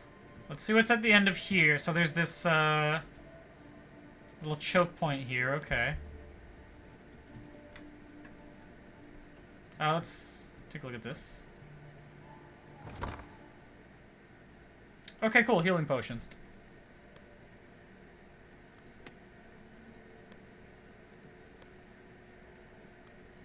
Looks good.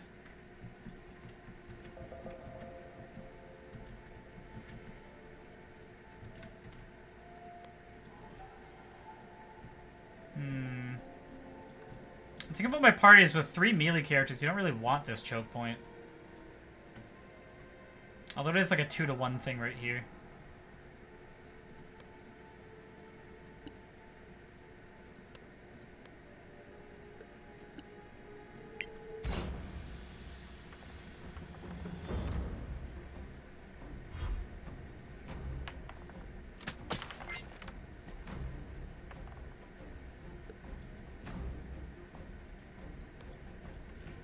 Let's move up and start dealing with the zombie. See, the thing about it... Okay, well, there is more than one creature. Wow, even with disadvantage, that's kind of crazy.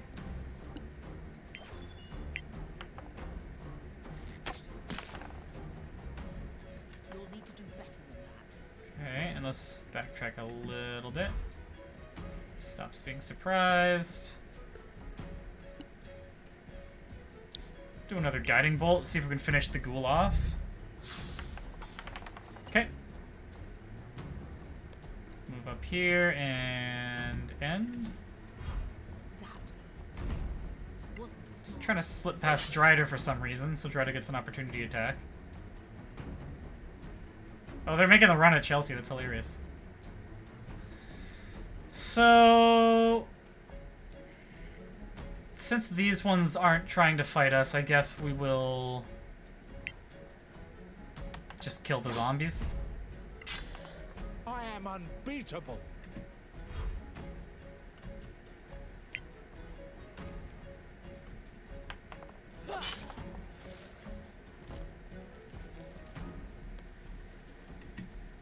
Then let's get into. Why can't I see this zombie? Okay, because I wasn't accounting for that pillar there. Spatial reasoning problem there. Well struck. Some good zombo damage. Okay, so now these ones are clued in.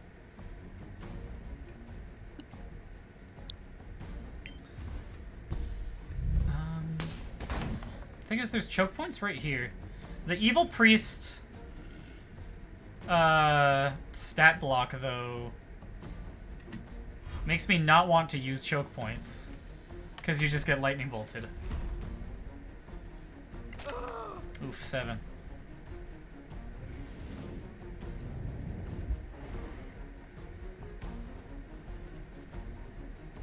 It's a lot of cult fanatics.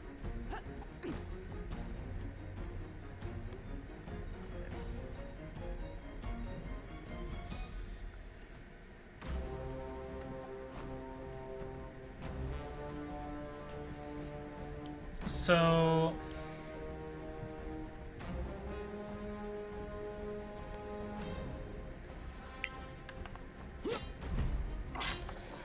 crap.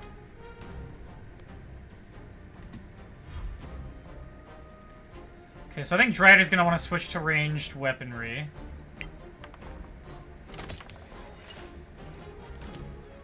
And I can afford an action surge.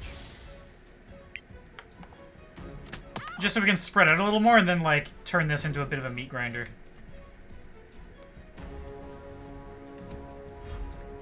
Doing that not because I need cover, but because I need to not be in a line for lightning bolt.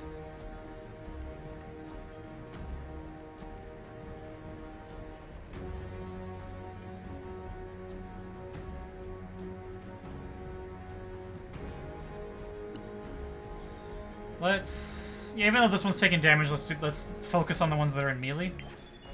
Half cover. So let's get over here.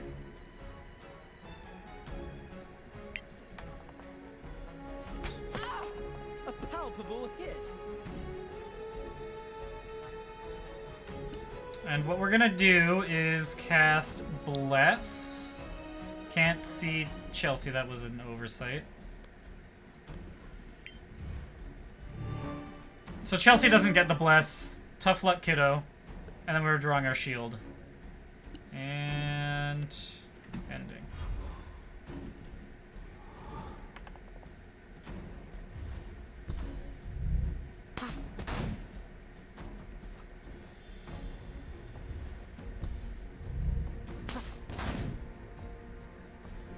Okay.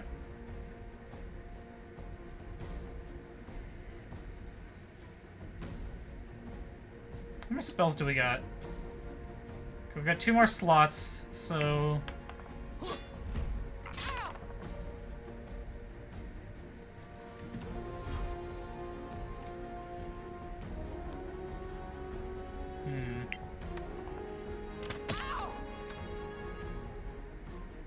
This is not ideal. You know what? I'm just gonna say... Go ahead and do your lightning bolt thing if you want. You're gonna be killing all your own fanatics, and we'll just get Drider out of there when the time comes. Oh, I don't know what that was. Oh, that was a whole person.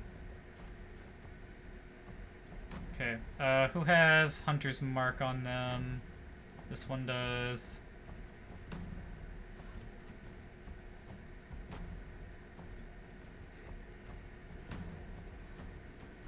There we go.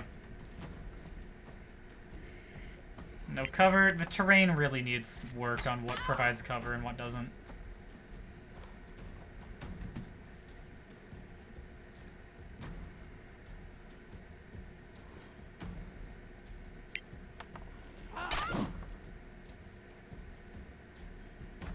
And end.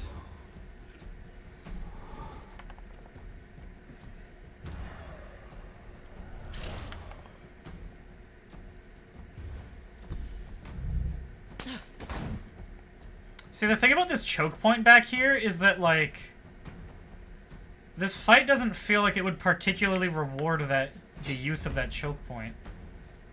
Yeah, we'll smite. You can't win. And let's just stick where we are here.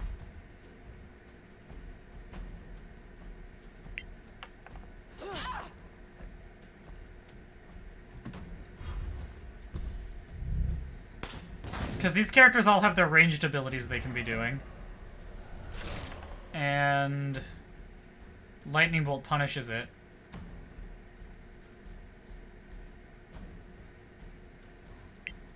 So I don't know, I have mixed feelings about this encounter. Most unfortunate that.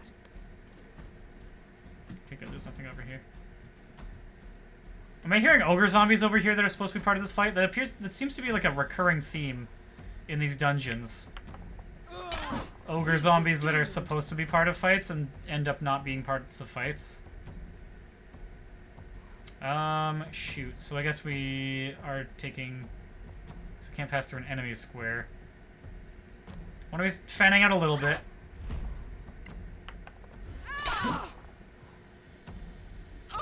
Channel Divinity for a free attack. And then just chill out here, I guess. Eh. That didn't actually do much to fan out, did it? You'll get a nice Holy crap! Is that a crit? Not good. So yeah, we're gonna have to position here for a lay on hands. And then... Go on!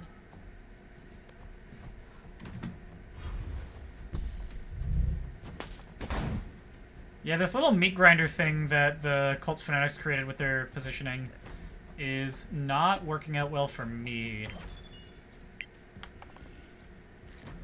Ow! Well struck. What do we want? We want to kill this first.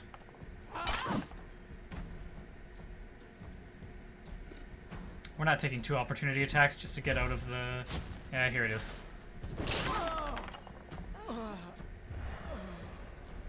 Your comrades will save you.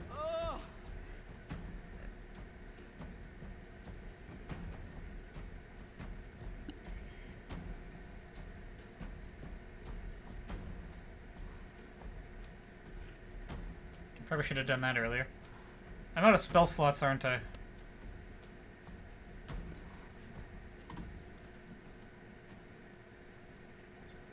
Yep. So that was a mistake. Should have done a Divine Favor instead of doing several. Okay. Well, we have 1 potion. And Brigida's got a lot of healing, so...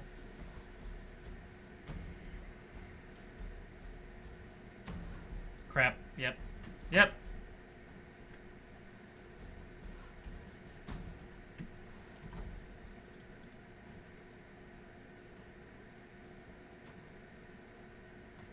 I can't use the potion.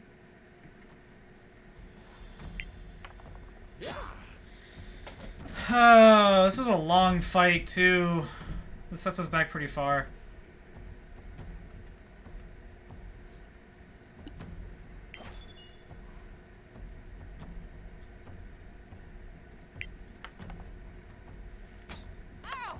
Go on. I hate Evil Priest.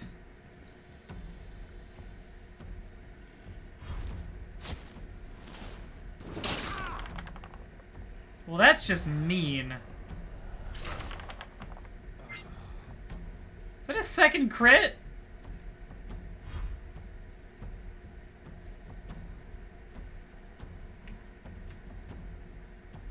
Okay, well I can't get up in time to like stabilize my teammates, so... We out of arrows?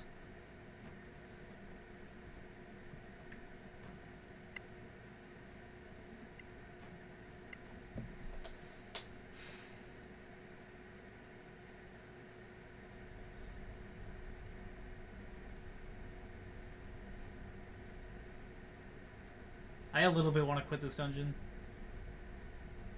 That was really frustrating. Okay, so we're gonna be slow about this fight. We're gonna take it in the choke. And we're not gonna attract additional attention until we want it.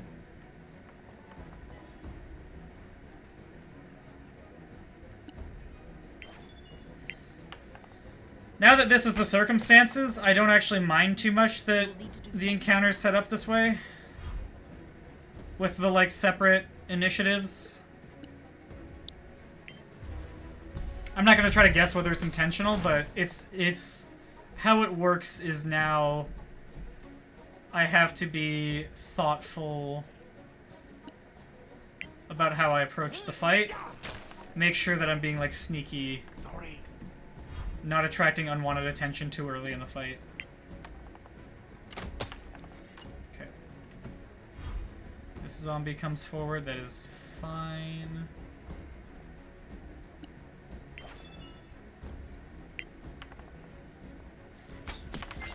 Just where it hurts most.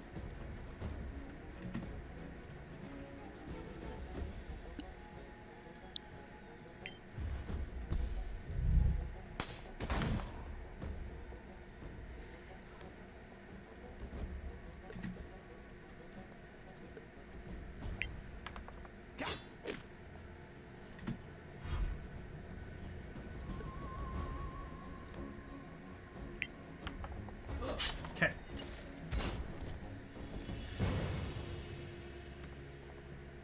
Cool, we managed to do those without taking any damage. We'll go back to cautious. Pick up any ammunition we used. And now Drider is going to want to pass those arrows over to Chelsea, who actually uses them. I don't know why on earth gave all those arrows to Drider. Okay, 25, we'll put the +2, or the +1 arrows here. Okay. Quick saving. We're looking good so far. Move up just a little bit.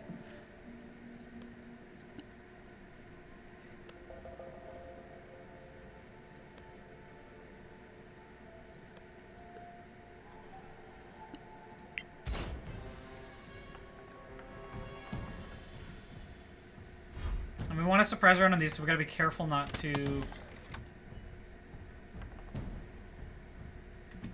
alert them to our presence. It's gonna be another javelin attack. Good stealthing. Yell hiya. That's good stuff.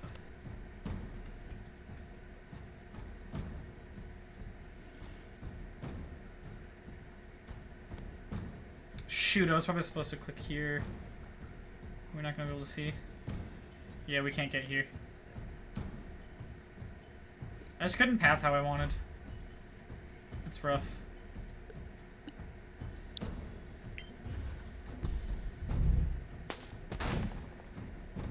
Okay. Frick! Evil Priest Sauce.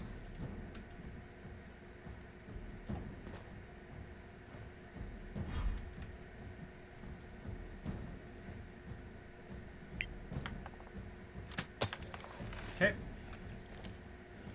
And then back out.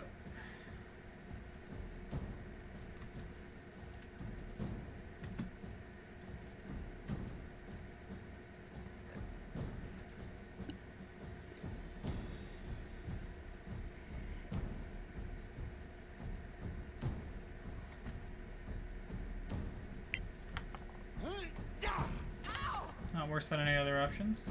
More caution next time. And then I probably wanted to cast Divine Favor earlier, but better late than never. He's gonna have to be up front, so let's just go.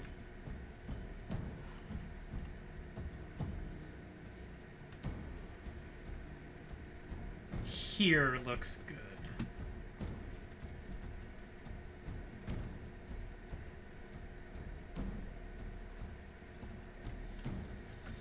It's a little too dangerous to go that far up.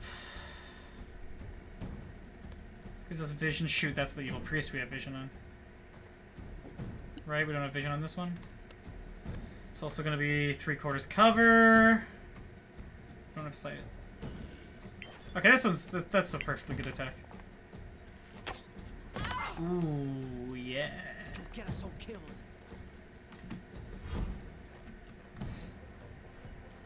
Okay, Chelsea's now doing a lot more run than hit. But, you know, we'll see. The Cult Fanatics actually shouldn't have that threatening of opportunity attacks, right? It's more inflict wounds that we're worried about. Okay,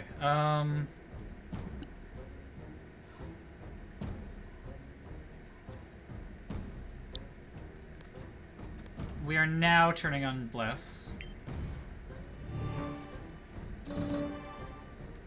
Let's get back here.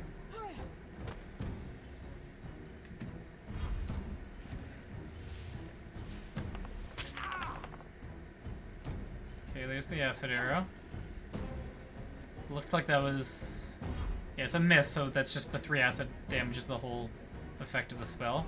Which is good. If we can kill this Cult Fanatic before Chelsea needs to get out of there. Dang, even on a crit.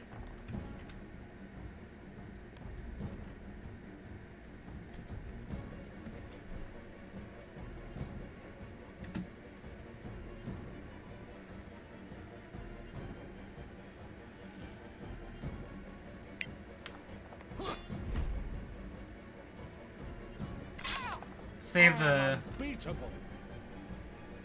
spell slot.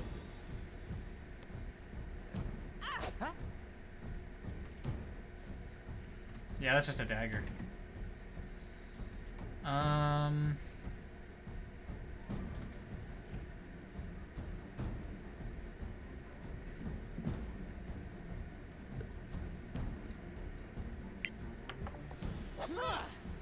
Fortune is fickle. Rough.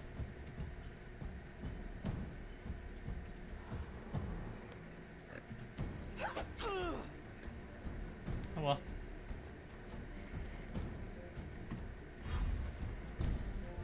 Chelsea's in trouble, but that's okay.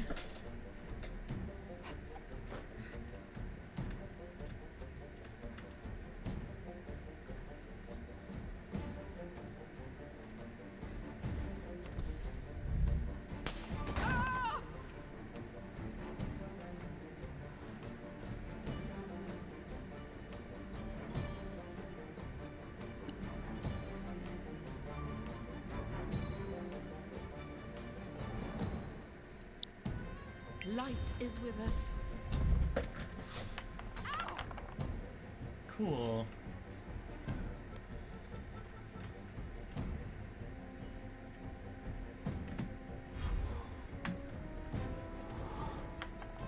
Bit of a blessing that evil. I should have been watching the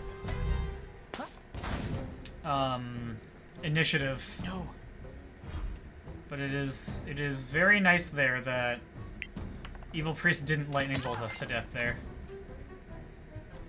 Okay, and Drider's gonna take up position here.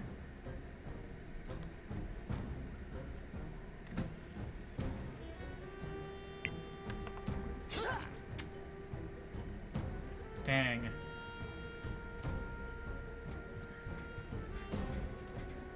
Friar's gonna take up position here. Although the thing is that we're moving too fast and Chelsea's getting left behind. Impressive move, my friend. I don't know, do we have a bonus action spell I can use? I don't think I have Misty yet. Yeah. Maybe I should have tried to hit the Cult Fanatic. Yeah, I don't think we're even, like, the hit and run stuff, we're not even going to use this choke point, like... We're just staying out of reach. I think we want to, like, spread back out here to avoid getting lightninged.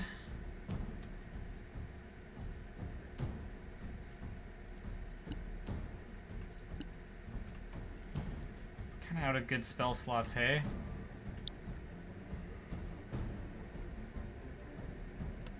It's clobbering time.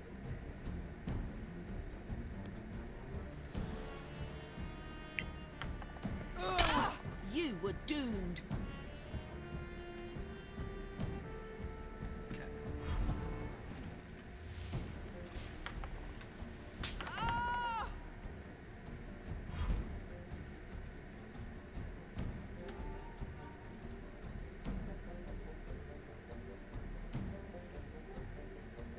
Both got +2 to cover. Well done. I can move here.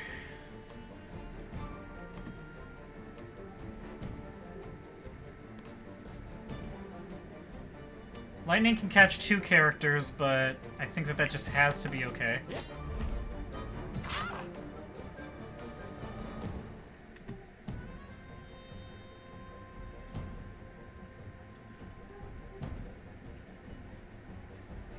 We want to get out of here. Makes lightning a little bit harder being on this side.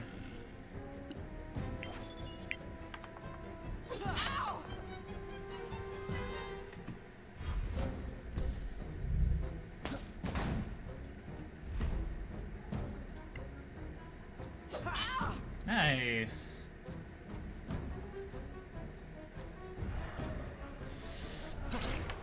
Okay. We just need to not get crit by inflict wounds multiple times again. That's the thing that we're really holding out for, is for not that.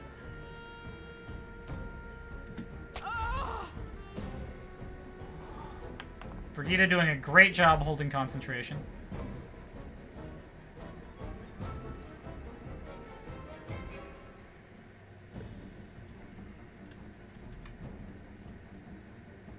Now I think we just say screw it and take our action surge attack.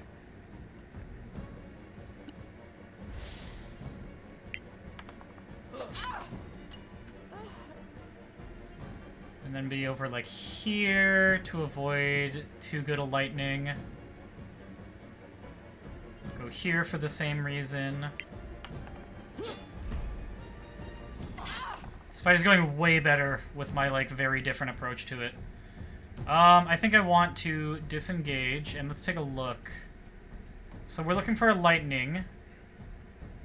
If I'm like here, you can lightning like that. If I'm like here. Yeah, this is the only place to go where there's not a good lightning.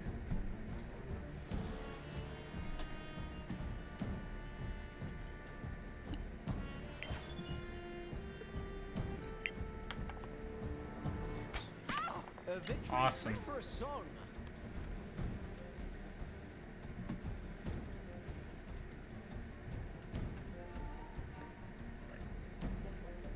I think we can run up to like here and then what I'm gonna do is what Law Cleric's really all about. Force of Law, cast, hold, person. Worth it.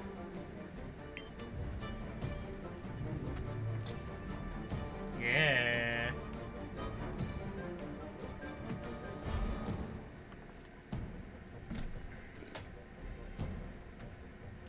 Just wasted one turn.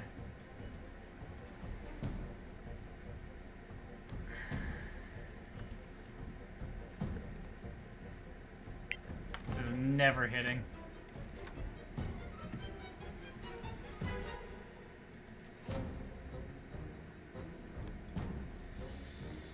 Okay, is there something this character can do that's useful? Not really.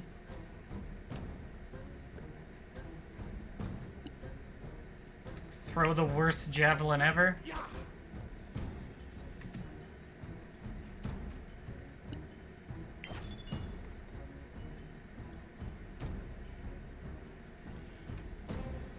I don't actually know why I thought it was a good idea to use that hold person like that. You wanna know what?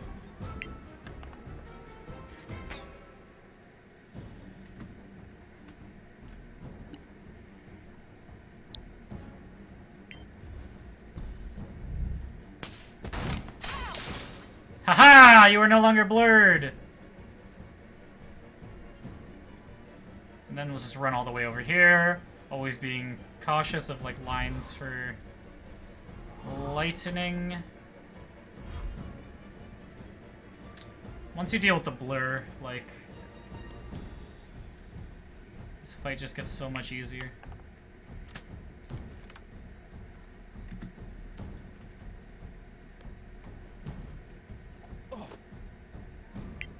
Oops, I still have my javelin out.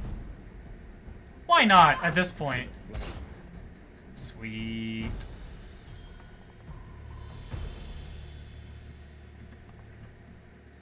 Okay.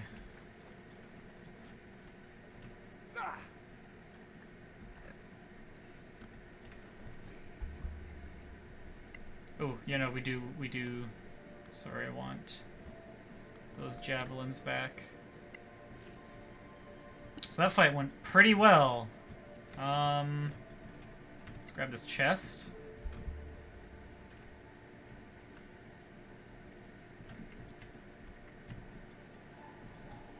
And then we can just get out of here. That's it. We beat it, and it's like 10 after 5. Okay.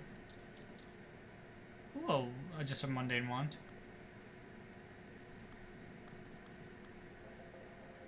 Scroll of Shatter. I don't know. A single flaming bolt. Fridge Rider. Okay. And I hear heavy breathing, so I assume there's like some ogres over here I can fight. Like ogre zombies. Nope, not. Come on, why would you not just go over the wall? Yeah, I don't know what the breathing is. I guess that's the end of the dungeon. Okay.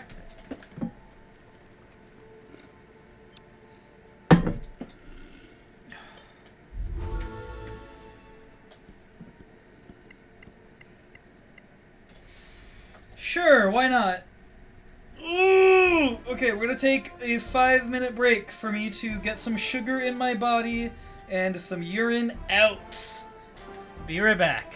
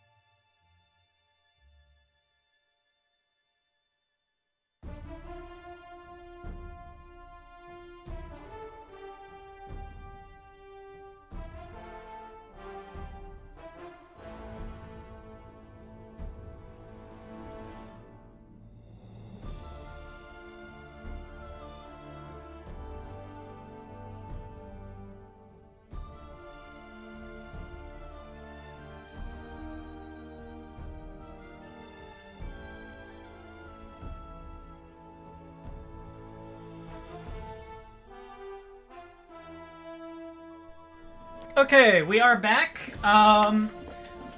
Before I move on, some real quick thoughts on that dungeon. It turns out it was like the exact same genre as the one previous to it. I don't know what to call it yet. That's sort of just like there's no narrative going on. You're just there to like take a fight or something. Might call it a fungeon as a portmanteau of fight and dungeon or something. I don't know. I'll write the whole thing on it later, but generally speaking, mixed feeling about how that larger encounter was structured. The first one I think was structured poorly. There's not really much going for it to drive it in its uniqueness or anything like that, which is fine. That's just the genre of the dungeon. The later combat, the way it was laid out, was interesting.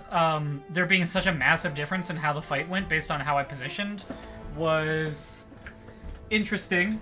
And you know, that's good encounter design. I do think that the two groups of monsters should have been like grouped specifically rather than just every single one has its own initiative. But I digress on that. That's not the most important thing. Yeah, I don't know. It was it was basically a dungeon built around one fight. It was a good fight. The dungeon could have been compressed a little bit better to get you towards that. We will move on to the Fane of Hathrumar. Now this is a level 2 to 3 dungeon, so it's not gonna let me select my level 2 characters because it thinks they're level 1 characters in this select here. So I guess we're running this as level 3. So we'll do the other party, the one we played yesterday. Kieran, River, Amelie, sorry, and Oriel. Yeah. That was a fun one. Okay.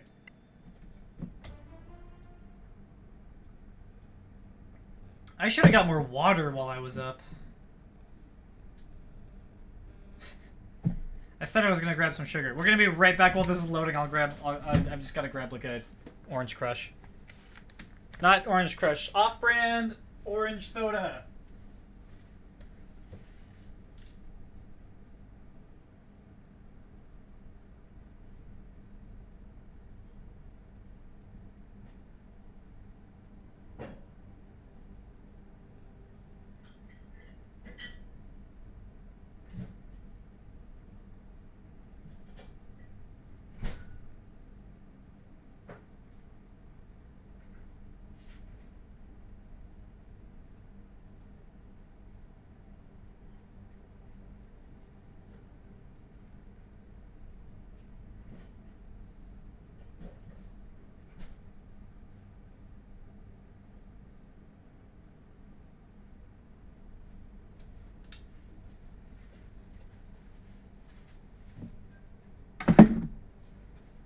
Okay. Here we go. And I'm going to really quickly change my stream title because I realized that I had not done that.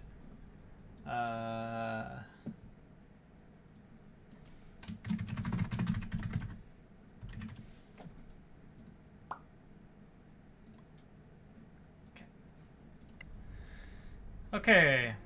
No starter text for this one. We start with a chest. That's interesting. I haven't seen that before. Hey! Thieves' tools! Alright! That's what we like to see. So I'll go ahead and grab those on River, because I don't think I ever picked them up. Or was... Who in this party... Okay, so we've got Thieves' tools, but... Yeah, this is great.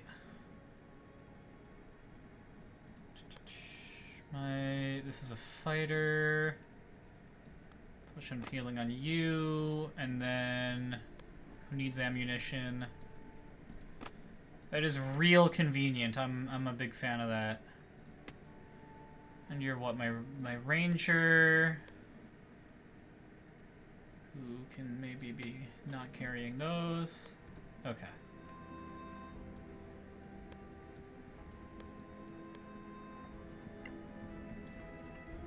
How are we for spells and stuff? Okay.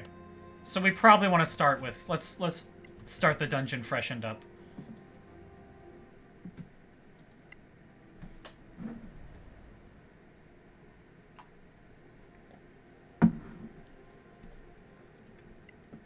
Just for my own knowledge. Okay, looks good. And looking probably good. Yeah, sleep over Thunderwave. For right now. Okay, and into the breach. You stand in the vestibule of the Fane of Hathrumar, named for the foul priest who conducted rites to appease his fell god Navotoyen. Even now it is rumored that the worshippers of Navotoyen still lurk in the depths of the underground and drag screaming victims to the blood-stained altars. That's some cool flavor, but it should have gone a little bit earlier.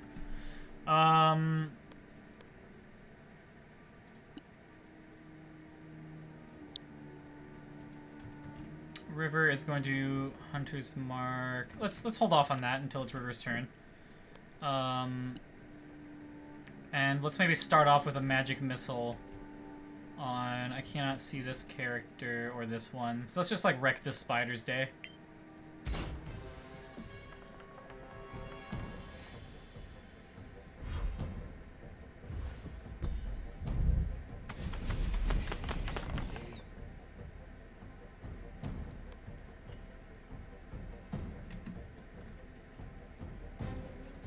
So that's just a zombie, but this looks like it could possibly be a...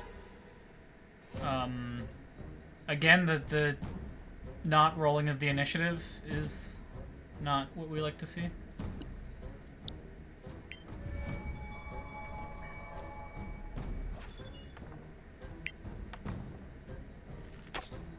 I guess what there is to be said for it is that if I'm not going to abuse it and try to, like, kill them all before these things become aware...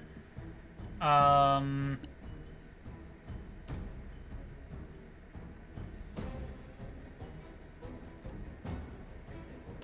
we, I guess,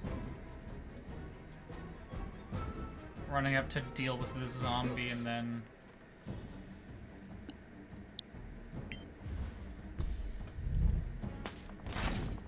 Haha. You gotta love that disadvantage.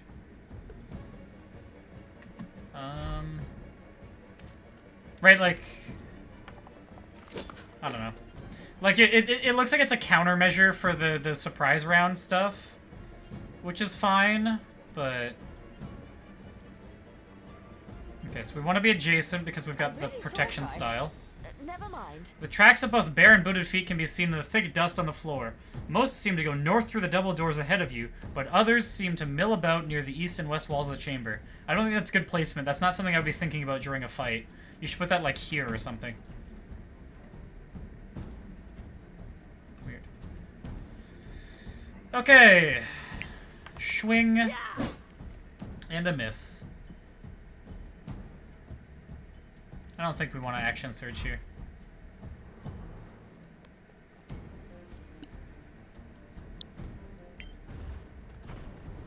This seems to just be a normal skeleton. So the first encounter looks like it's, like, set up to be... Haha.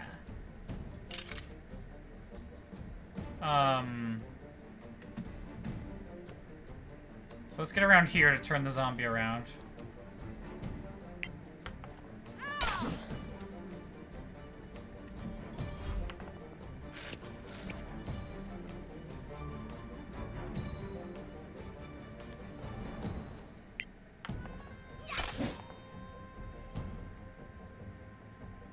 Oops. Always adjacent. And against the wall, too. Sorry, I'm gonna trail off for as long as you're watching, you know? The intention seems to be that this is a balanced encounter for level 2 characters. Somewhat, it'll be easy even for them, to be honest.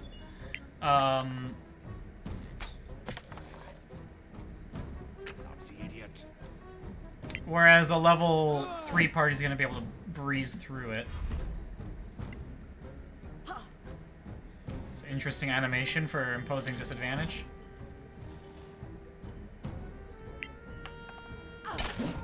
Okay. At least I used my fighting style on this one. Secret door. See, I don't even remember what the thing said, and I was in the middle of combat, so I couldn't really appreciate it. And I feel like it was hinting me at that door, but I, like, would have completely missed that that was the case.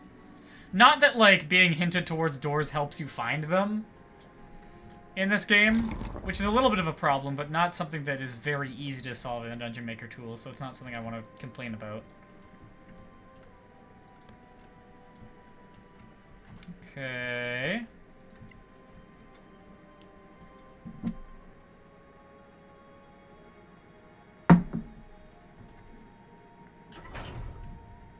Okay, we've got a spider here. I'm not seeing anything else, so let us...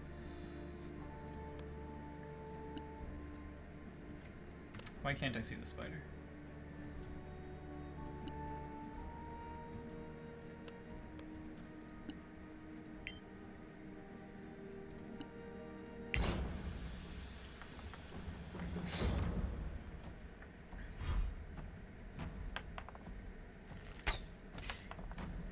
Why didn't I get Hunter's Mark damage?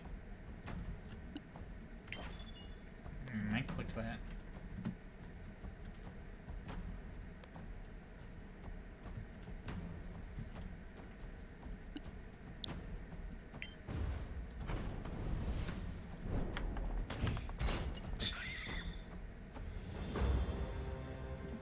It was a pretty manageable fight.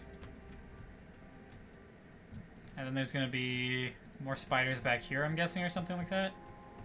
Or is that just a hint that there are going to be spiders later? Thought I'd miss you, eh? No, that was just a solitary spider. Okay, well, let's keep doing secret passages.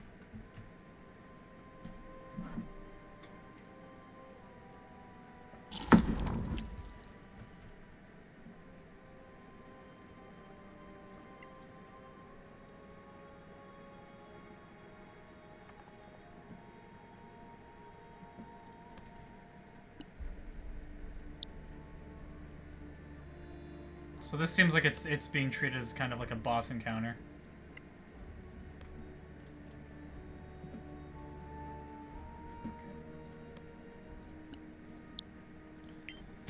The feeling of palpable evil. It's a skeletal sorcerer. Which is a little bit of a scary stat block, but not for my level 3 team. That's on me.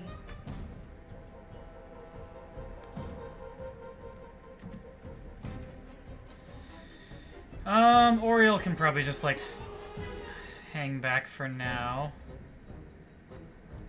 I don't know, do we even use... Like, Bless is one spell slot, we kind of might as well. It's gonna start using Shield a lot, so... We don't really need a Blessing on Kieran.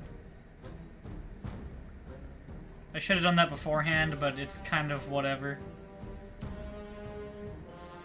Amelie wants to be positioned back against a wall.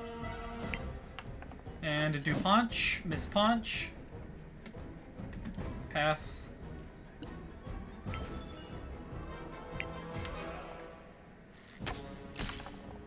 Haha! We've done 3 damage! Big surprise round moments.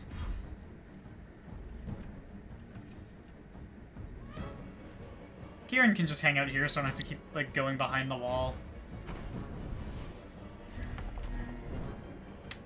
Shoot, I meant to make that the save one. So now it makes a lot more sense to do Sacred Flame. It's probably going to mostly make sense to do Sacred Flame. Perhaps if you tried to be loud instead. Dang. Speed. Looks like this is... The shield, I think, is telling me that this counts as a back against the wall. So I'll just, like, hang out here anyways. Okay.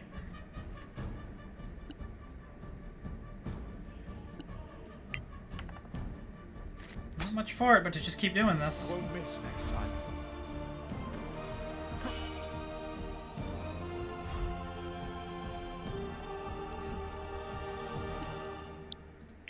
That's what I meant to do. Haha! You've taken 6 damage! The fight is over, my friend!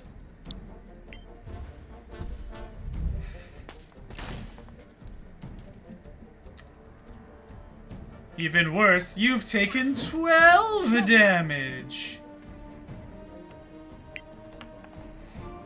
Nice. Out of shield range.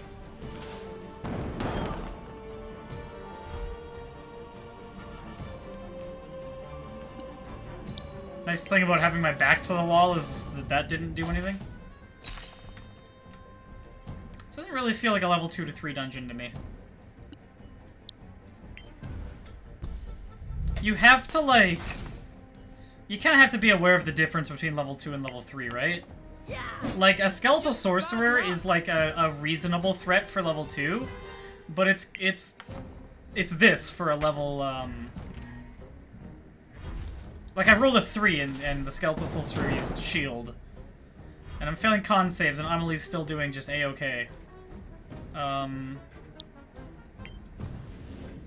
don't know, it's not that scary.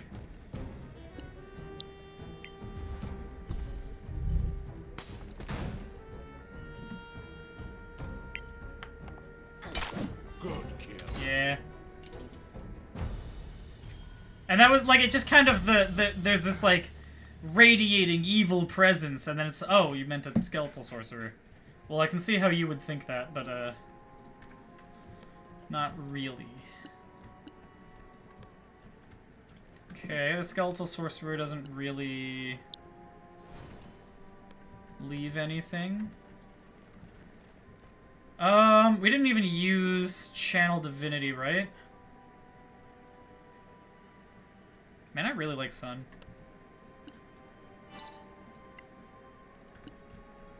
So we're gonna go ahead and not rest. We'll quick save and then just kind of keep moving forward.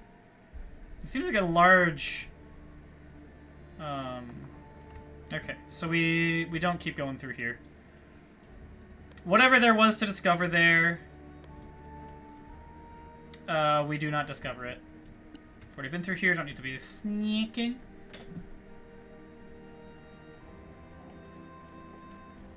I don't mind, by the way, reviewing these dungeons without knowing what's behind doors like that. Because if the dungeon lives or dies on whether you make it to an optional area that's sometimes going to be inaccessible or easy to miss or something like that, then that's... you should lose points for that if people miss that. The tracks on the floor divide and go in many directions in the intersection ahead of you. Okay, so we know that this way is where the secret will head us up towards. So I guess, you know, principle of difference, we'll just go off of the thing that we notice is different.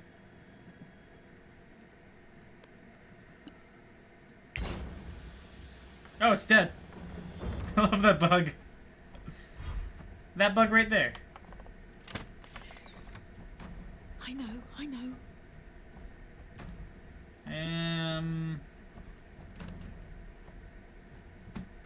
Yeah. Where's the other one? Behind us, okay.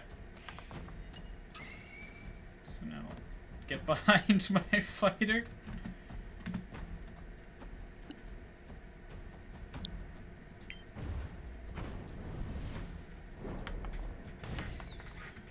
Of course you've been detected. This is just not a level 3 dungeon, is kind of how I feel about it.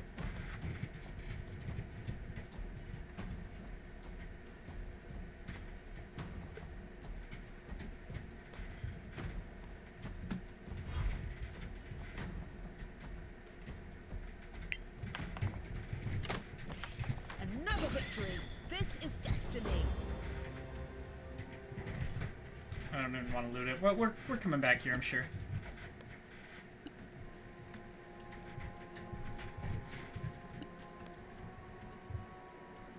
This was not the door, but the door probably leads over here, right? Friends, there's a hidden door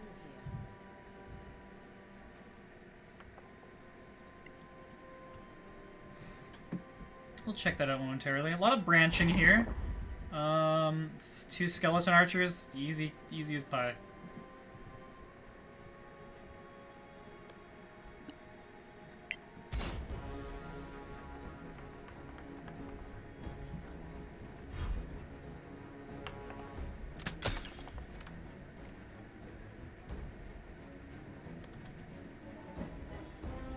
over here to threaten one.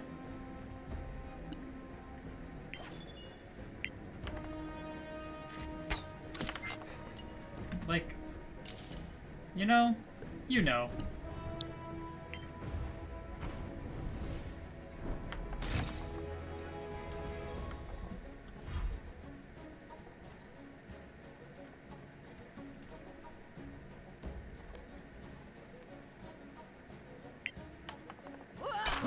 Victory is mine. You know.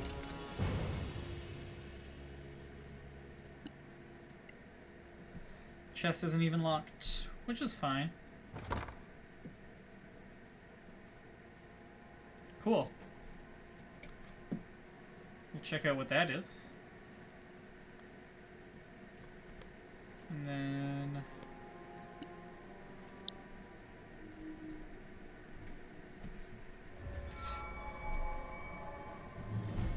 You'll need to do better than that. That's pretty sweet. 7 charges, really? Is this, how does this work? Okay.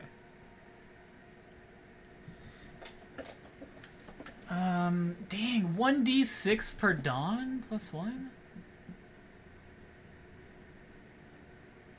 Okay, well, let's short rest. It's not safe. Okay, we will watch out for it to be safe.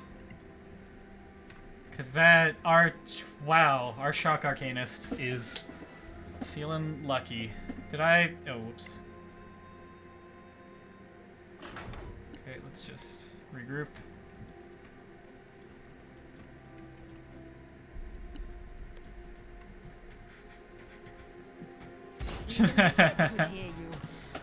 You got me.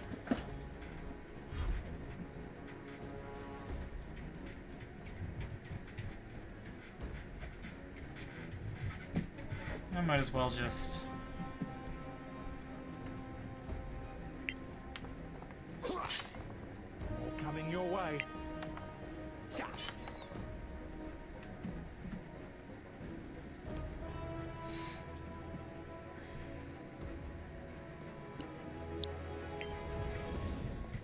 I wish that the game would detect when you're going to walk into a red square and not make you do the crawling thing all the way there. That is a wish list feature for me.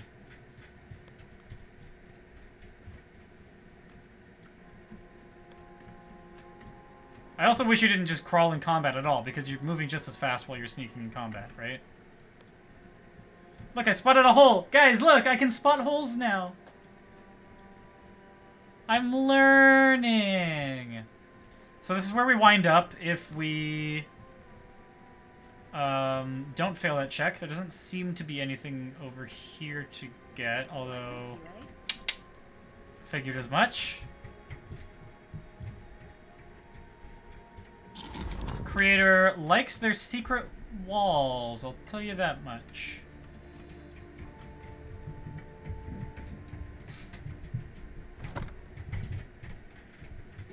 Bronze statuette, is this a regular greatsword?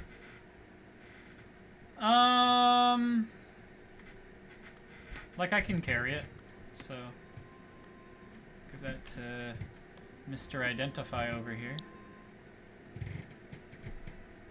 I'm still salty that I couldn't use the unidentified potion. Like, maybe it's poison. I should, like, if I'm in an emergency situation, I still want to use that. Yeah, my wizard can hold on to these two.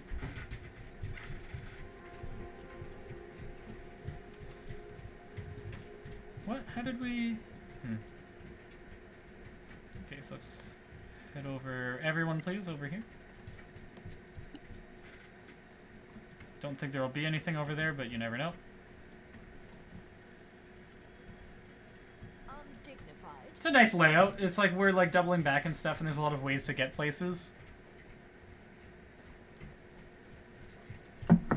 Although, these encounters don't feel like they really change a whole lot, depending on how I get to them. So, it's kind of...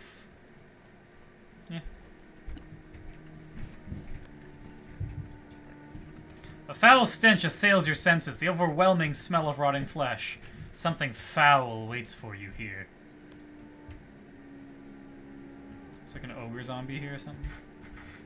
Like, I just know the breathing sound effect at this point. I know every monster in this challenge rating. We're like... Okay.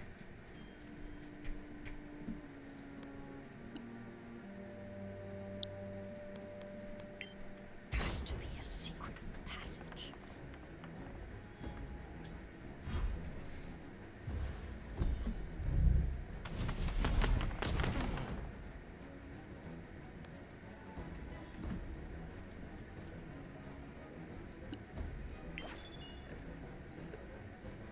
Feels weird that there's a goblin here. Can't say I'm surprised.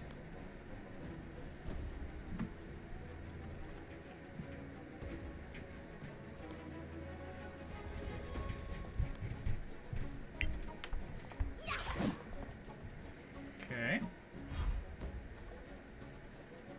Then let's... Like, I don't know.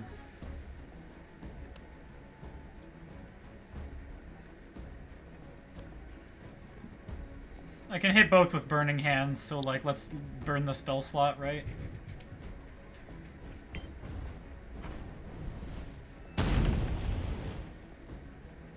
Yeah. That went okay.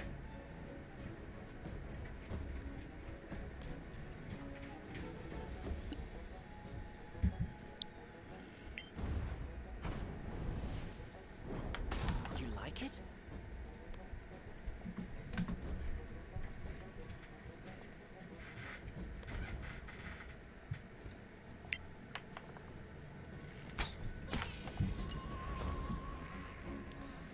Let's just move up a bit to do something, and we're whacking the ogre zombie again. A modest success. This is the thing with the surprise rounds, they're just so strong. If you've got a reasonably built party, then you're going to just be constantly breezing through content like this. Where an ogre zombie and a goblin cutthroat, like, there's nothing wrong with that encounter, but it's not enough to, like, make me even really notice what's going on, right? I used one spell slot, and that was just because, I was just thinking, feels like a waste to have a Shock Arcanist and not be using it, right?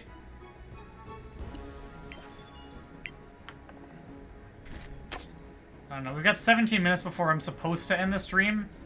Although, as usual, I'm pretty fine to go to 6:30 if that's what happens. I'm not feeling like there's a very strong chance that that's not going to happen.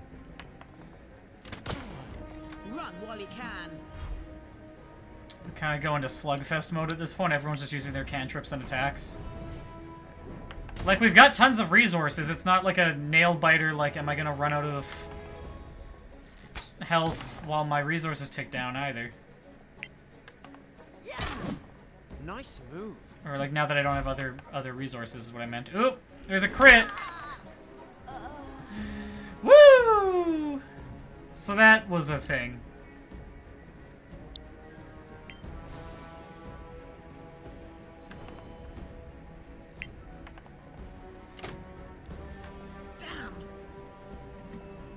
So Amelie is going to need us to take a long rest at some point. I think... Have we found a long rest spot? Now that I think about it? A short rest is good enough.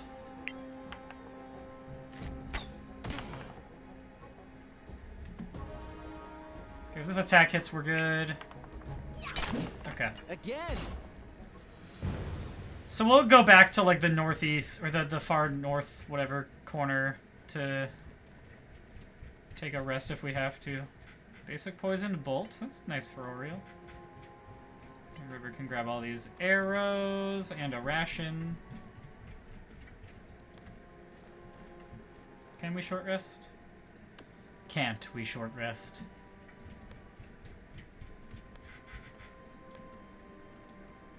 I'm just gonna do a quick run around looking for a fire of some kind. These braziers don't count.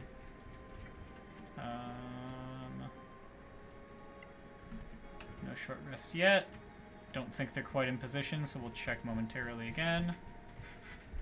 Yeah, there doesn't seem to be any long rest locations. We'll check the start. Is this where we came in? I think that was where we came in.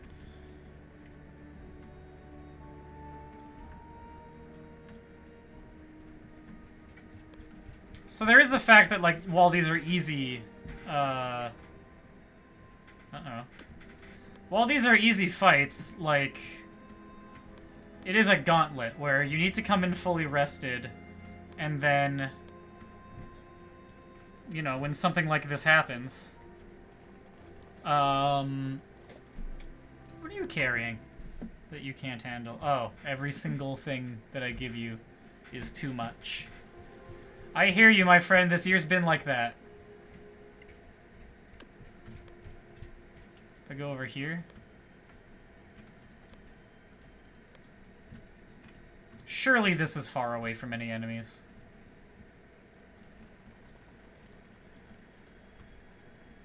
And then if we can get this character up high enough. Yes. That wand should get us through whatever, like, boss encounters are waiting for us, though, right? Or do we give it to someone else, actually? Nah. And we might as well do an arcane recovery. We get our first level spell slots back. I hope I used... Yeah, I used Second Wind.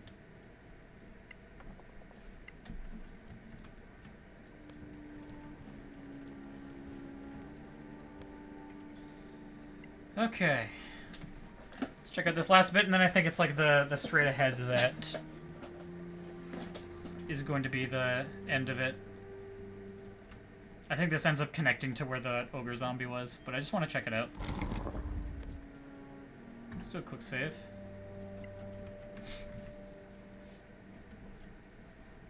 We got healing potions, we got spell slots.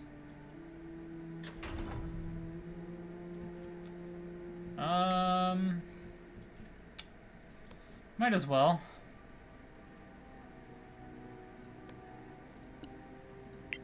Tight. Ghouls. You know, like little ghouls. I don't think about that every time, but I think about that often time when I see ghouls. Leave it. Okay, I feel like I should be trying to shoot one of the ghouls. Why not stay silent? Oh, how did I get spotted? I'm not paying attention. Yeah.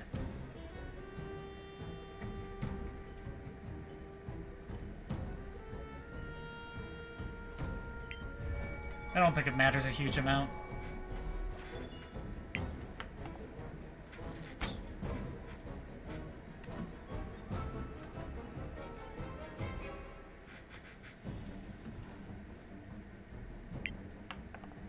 Bam! Another victory. Another victory.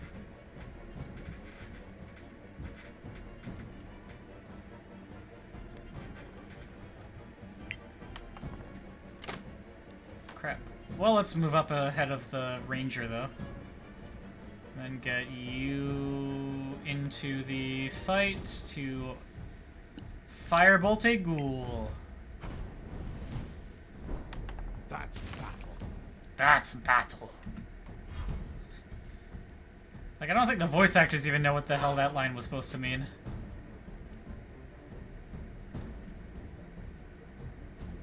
They all, like, perform it differently, is what I mean. This is a lucky ghoul.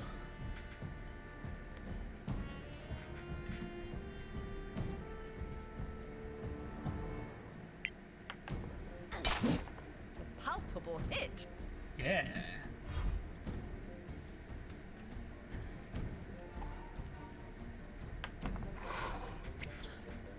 Okay, Oriel's starting to do some tank stuff.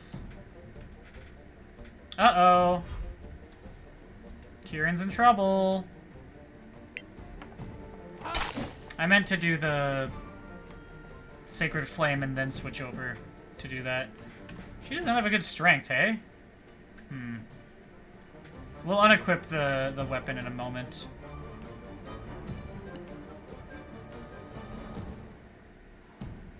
We got spell slots.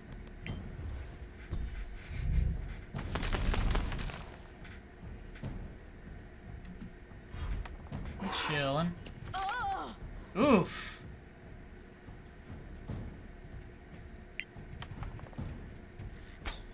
There's a hit.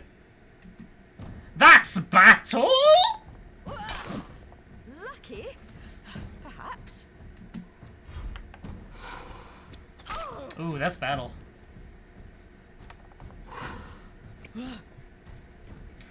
That's battle. Like, I'm not sure what this is for.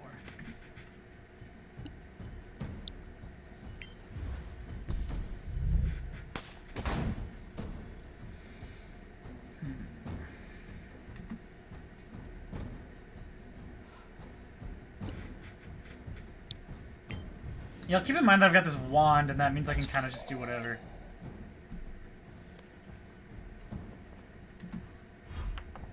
In terms of aggressive spells. Like, Kieran can basically just, like, use an aggressive leveled spell every single turn. Because worst case scenario, I just use Lightning Bolt as that spell. Ooh, yeah! Nice.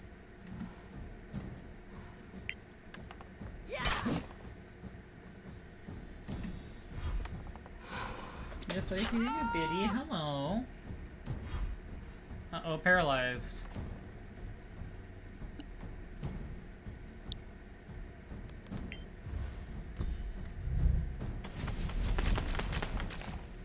Hehehe. Hehehe.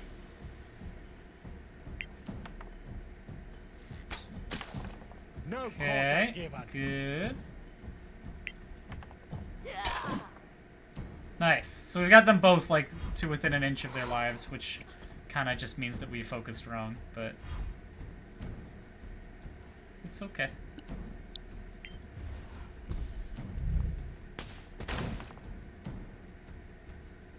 Wow.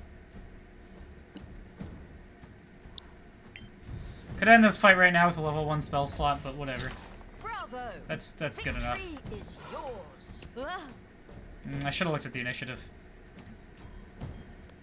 I don't imagine Hunter's Mark does anything here. Yep. Let's get those arrows and stuff back. River's the one who uses arrows. Nice, 10 arrows for River. And there is nothing in here. It was just a waste of resources. Okay. And did I remember? Yeah, there's a thing... So we'll head over here, check out that, and then I'm guessing... Oh, I'm trapped over here. Camera's a little finicky. I think that the camera should just be willing to, like, move over empty areas. It caused problems in the main campaign, too, that it isn't. But that's just me. I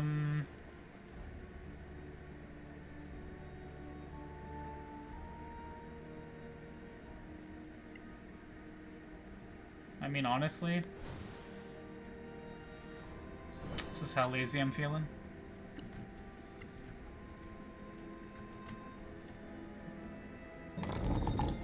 Ah!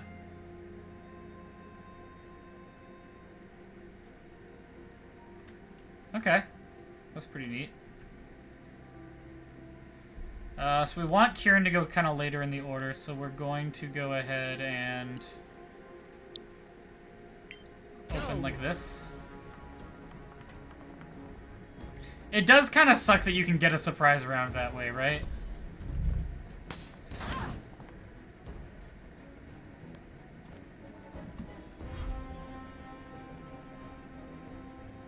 River is going to go for this one, I think. Take that. Yeah, that's a tank right there, so we're going to kill that one first, I think. Although I did just Hunter's Mark this one, so oh well. Let's get over here, back against a wall, and adjacent to someone, and not in lightning bolt Come range on, of you these can do two. better.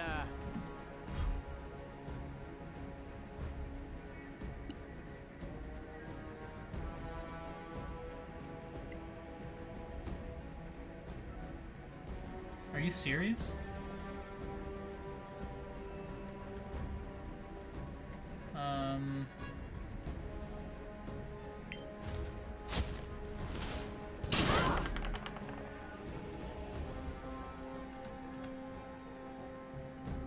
That's pretty good.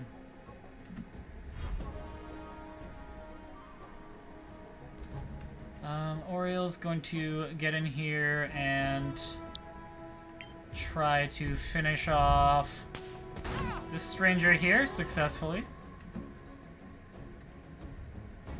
So I guess it was the right call to shoot the more tanky one, because lightning bolt was going to happen. Another miss. Haha, get 11'd.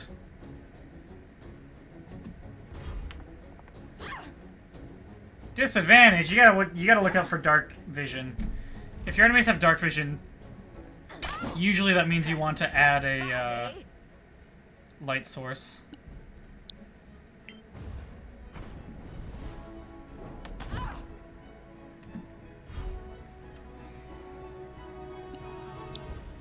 Now we've kind of just trivialized this encounter.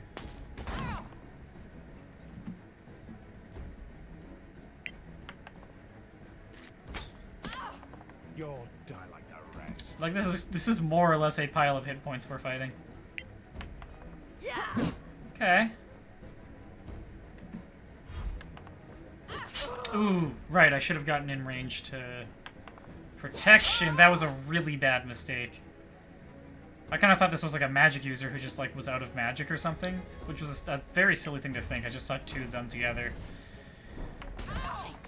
Poor Oriel, my hubris. Well, looting time.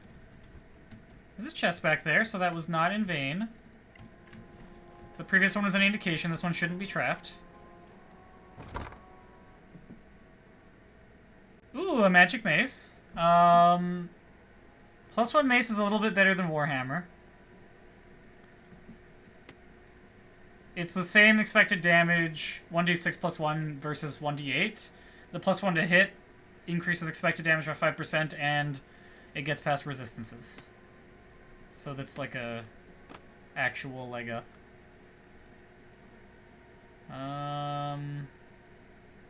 So I think I just want to leave this behind. Gosh, that just doesn't change my holding, carrying too much situation at all, hey?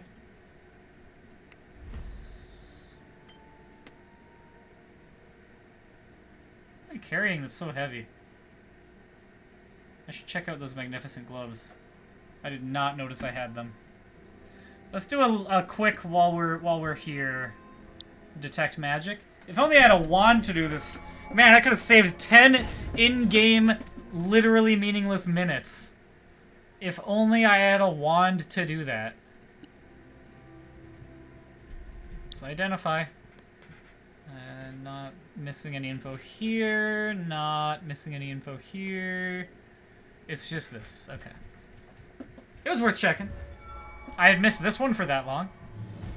Gloves of missile snaring. All the missiles I could have snared. Use a reaction to reduce the damage of an incoming missile. That's pretty cool. I think that probably Oriel wants that, because Oriel doesn't really have any good reactions. That's pretty good. Okay. So we are assuming that we're kind of going forward into... Well, there's this thing here. But otherwise, we're probably going into, like, the final encounter. Let's see if we stand here. Is it going to let us short rest? Because that'll tell us whether there's an encounter there, I think. Oh, so there probably isn't one. So we're going to definitely take that short rest so we can attune and use some hit dice. Sweet.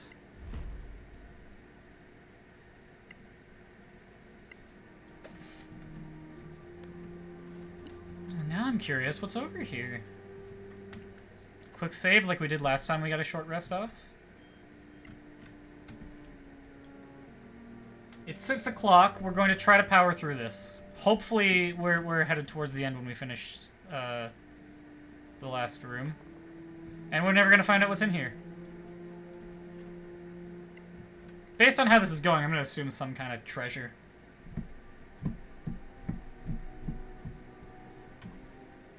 Do we want to identify this just so that it can say +1 mace instead of magnificent mace? I don't think I really care that much about like the magnificent weapon kind of things. Like you can just tell what they do. What went wrong there? You never know if it's trapped, I don't know, or cursed rather.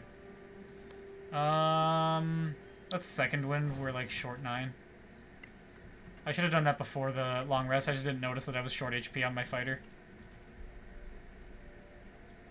So that was a mistake, but it's kind of a whatever one.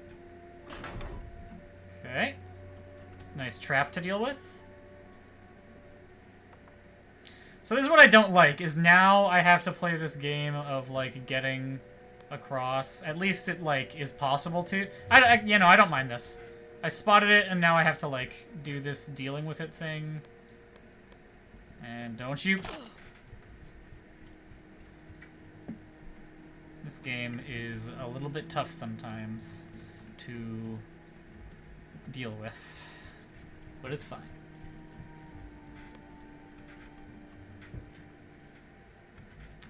Not seeing anything over here, not seeing anything over here. Let's just keep moving forward. We're in a rather large room. There's some like rubble and stuff. This looks like a fight should break out at some point.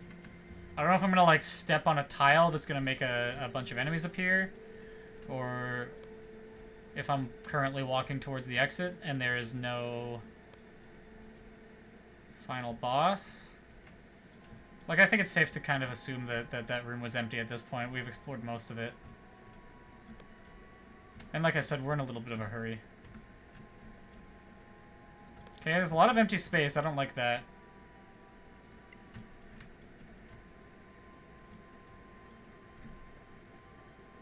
You sense a foul power behind this door. Your skin crawls as you get closer to whatever evil lies ahead of you.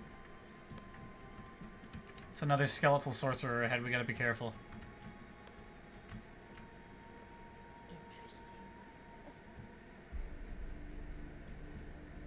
Is this secret door the only way to get here? Is there not...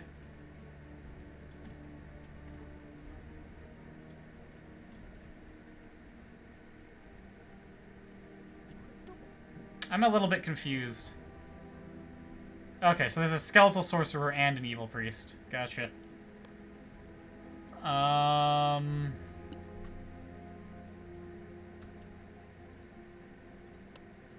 Can we open with the...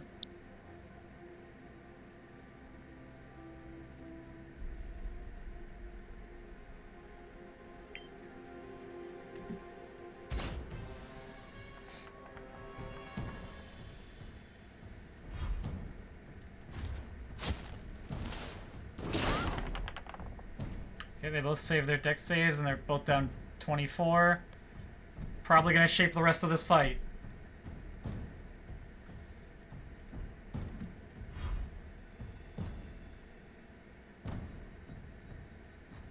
Gotta get the evil priest down as soon as possible. We don't want to use our last spell slot on yet another one of those.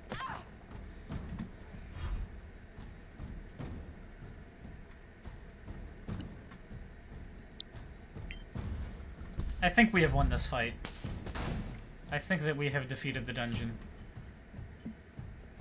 Did I just not see the skeletal sorcerer? Or does the skeletal sorcerer queue to, like, if you cross this threshold appear? I'm not sure. I wasn't paying that close attention.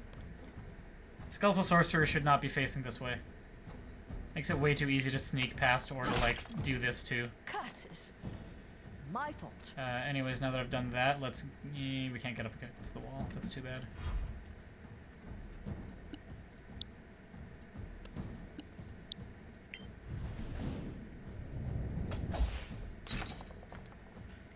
Failed, but only took 2 damage.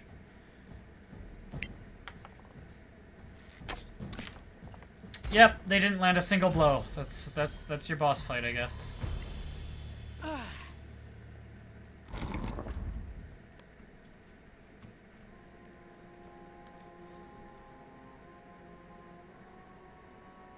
Okay. I've got a minute. Let's just see what was in the if I missed anything back here. And we'll, like, mess around with that thing over there. No, this looks like there could be something over here.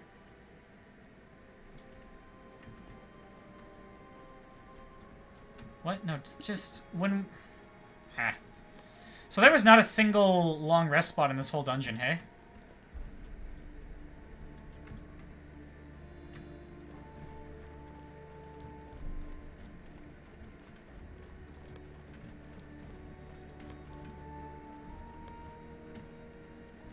I believe there's a hidden door. Oh, there we go. I was wondering, that seems like a lot of wasted space.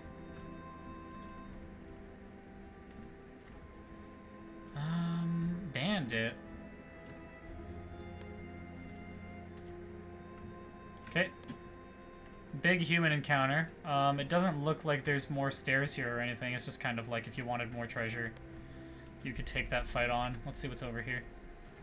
I don't intend to take this fight. Like, I just wanted to see what there was. I don't need to actually do the fight to, like, review this, right? You can see it's a wide open area. There's a lot of bandits and brigands. Here's the long rest spot. So you gotta, like, find the long rest spot, and it's in a weird place. Okay. Well, I guess we'll take the long rest to heal up, or to, rather, to level up. Okay, so there are multiple ways to, like, find it, and it's probably a low difficulty door. I don't know. I don't think that it really does much to have, like, a hidden long rest spot like that. It just, like, whether or not it's a marathon dungeon, which I think it's, like, the best way to think of this is a marathon dungeon. But now it's a marathon dungeon unless you happen to find the fire here. So it's kind of like, oh. We like strength. And then I feel like Kieran's a straightforward increase int too, so we'll do that one next. What spells will I learn? Cantrip first. Shadow Armor seems like the obvious choice. Let's do Shadow Armor, and then what spells will we learn? Acid Arrow was on our list, so I guess we'll just learn it.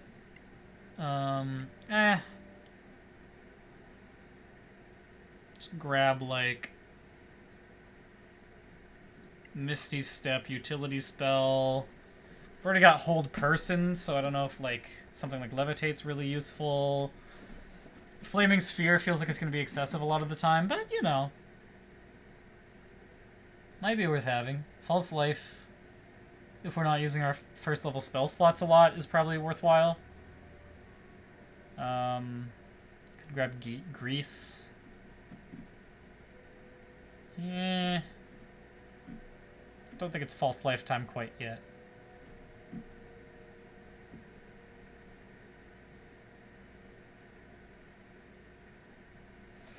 Con save.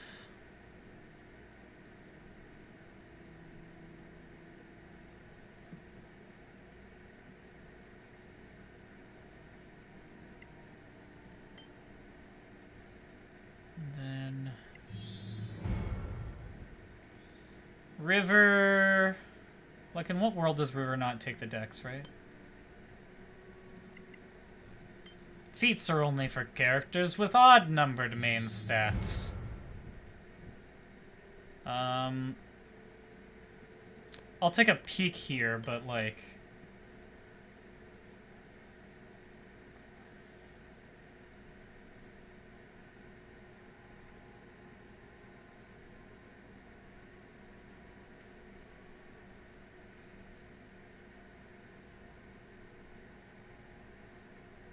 Might not be terrible.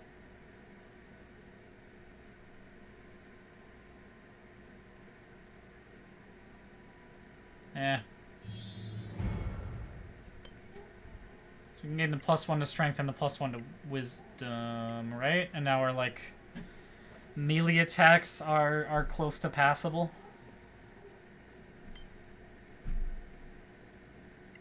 Let's make sure we've got good spells prepared. I like blindness. Do you like blindness? Because I like blindness.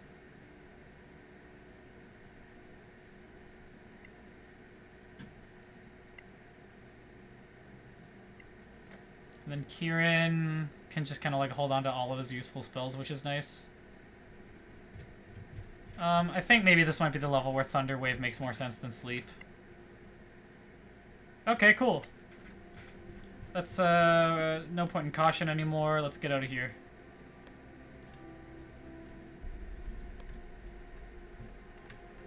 See, like, it should be easier to, like, get over there, camera-wise. Okay, so while they're doing that walk, I'll go over my thoughts on this one.